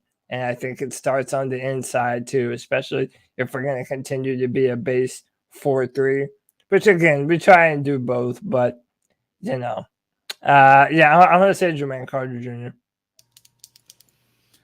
Danielle has a good one. Phil Snow on 3rd and 13 for playing soft coverage, towel of shame, and a blanket. CK, you got one? I mean, towel of shame. Yeah. Jonathan Vilma. Fuck you. Okay. You were a garbage commentator today. Probably one of the I think we all can kind of be biased when it comes to commentators. We feel like they're not really being fair, and I think both sides normally see that. It was abundantly clear how much more he loved the Atlanta Falcons over top of the Carolina Panthers today. And not even that, how much he really dislikes Cam Newton. Like, he does not like Cam He's Newton. probably been made a fool by Cam a couple of times. Yep. I think there is an old clip someone showed of Vilma getting blown the fuck up by a Panther or something like that. And it was like, and they put this up as like why he hates us. And when he did the coverage in the last Falcons game, I think that somebody put that up. My towel of shame goes to the guy that was running the medical tent that blasted DJ Moore in the head. Oh, hold on. Wait. Yeah. I've got that. Hang on. Yes. I mean, and DJ looks hurt after this. Like it looked like, oh man, he was just annoyed. he I mean, look, he like put his eye out or something. Let's see, you got it? Yeah, I got it. I mean, look at his. Did you see it? You didn't see it, CK? I did. I saw it. Oh, okay. So look, DJ Moore's going into the medical tent. He is slow getting in there. Boom! Damn! Oh, that's gonna hurt. Dude, is there not a better metaphor for the Panthers right now? Don't be ourselves, right? I know. Don't hurt ourselves. You mean? Fuck, man. It was this was God, what was I was watching something else the other day, and it was like the trainer doesn't even care. You know, it was just like they don't even give a shit. It's like this is how bad they're not even. He looks and sees it. He's like, no, whatever, man. How you are? Oh, you all right? Big game here, Buffalo. Yeah, down, man. down 3. Buffalo's trying to make it a game, man. All right. That is the C3 Panthers post-game show. My name's Tony Dunn. You can follow me on Twitter at @cat_chronicles. You can call in for Tuesday's night show at 252-228-5098. That's 252-228-5098. Shout out to Sarah Taylor and Roosevelt Mungo specifically for their crazy generosity tonight, as well as Nirvash, and there was a couple of other ones. But look, we thank you. I thank you for your time and your support, folks. We're going to lock arms. We're going to get through this. Tuesday night, we'll be here for the C3 Panthers podcast. Wednesday night, Debate My Take. I got a good intro music for us now. It's kind of, I thought I did an all right job with it on the fly. It's pretty good. I've heard it. It's pretty good. Cody, how can they get after you? Yeah, you can find me on Twitter at CodyLac, CodyLac. I'll be tweeting hashtag fire Matt Rhule throughout the week because it needs to happen, dude. You can find my written work on drafttech.com where I'm the analyst for the Carolina Panthers. And every Friday at 7 p.m., you can join me on this channel for the Friday free-for-all. You can come on camera. You can come in here, get your voice on the podcast, and make your opinion known. You know, cat calls, you're able to call in and leave a message. Well, the Friday free-for-all, you can interact yourself. Come and tell us what you think about this Panthers, about this football team. We've been having a blast, Tony Dunn. I got my Friday free-for-all crew. We roll deep. I'm loving it, man. It's a fun time. CK, I saw you streaming a new game now. Yeah, it was Icarus. It's not like my main game. Like the new map to Call of Duty released, and they had a bunch of bugs and stuff. So I'm gonna give it a little bit of time before I even try it out. But yeah, you guys can find me if you guys are interested in watching any streams. Come check me out on Facebook Gaming, Codizzle_Allen. You know, I remember. Do you guys remember? Like, I was having a struggle getting to 100 followers on Twitter. I finally eclipsed that. Now I'm over 500. Thanks to everybody here on this on the podcast, on the show who listen. So I do appreciate you guys. If you want to follow me over there, it's at CodizzleAllen. And you know, hey, we'll continue to grieve as a family, as a Panthers family, as a C3 Panthers family. Let's get good for next year. Yeah. Well, we're getting our heads right, folks. We're getting our heads right and our livers wrong. We'll see you Tuesday. Take us out of here, Cody. Until next time, Panther Nation, keep pounding. Keep pounding.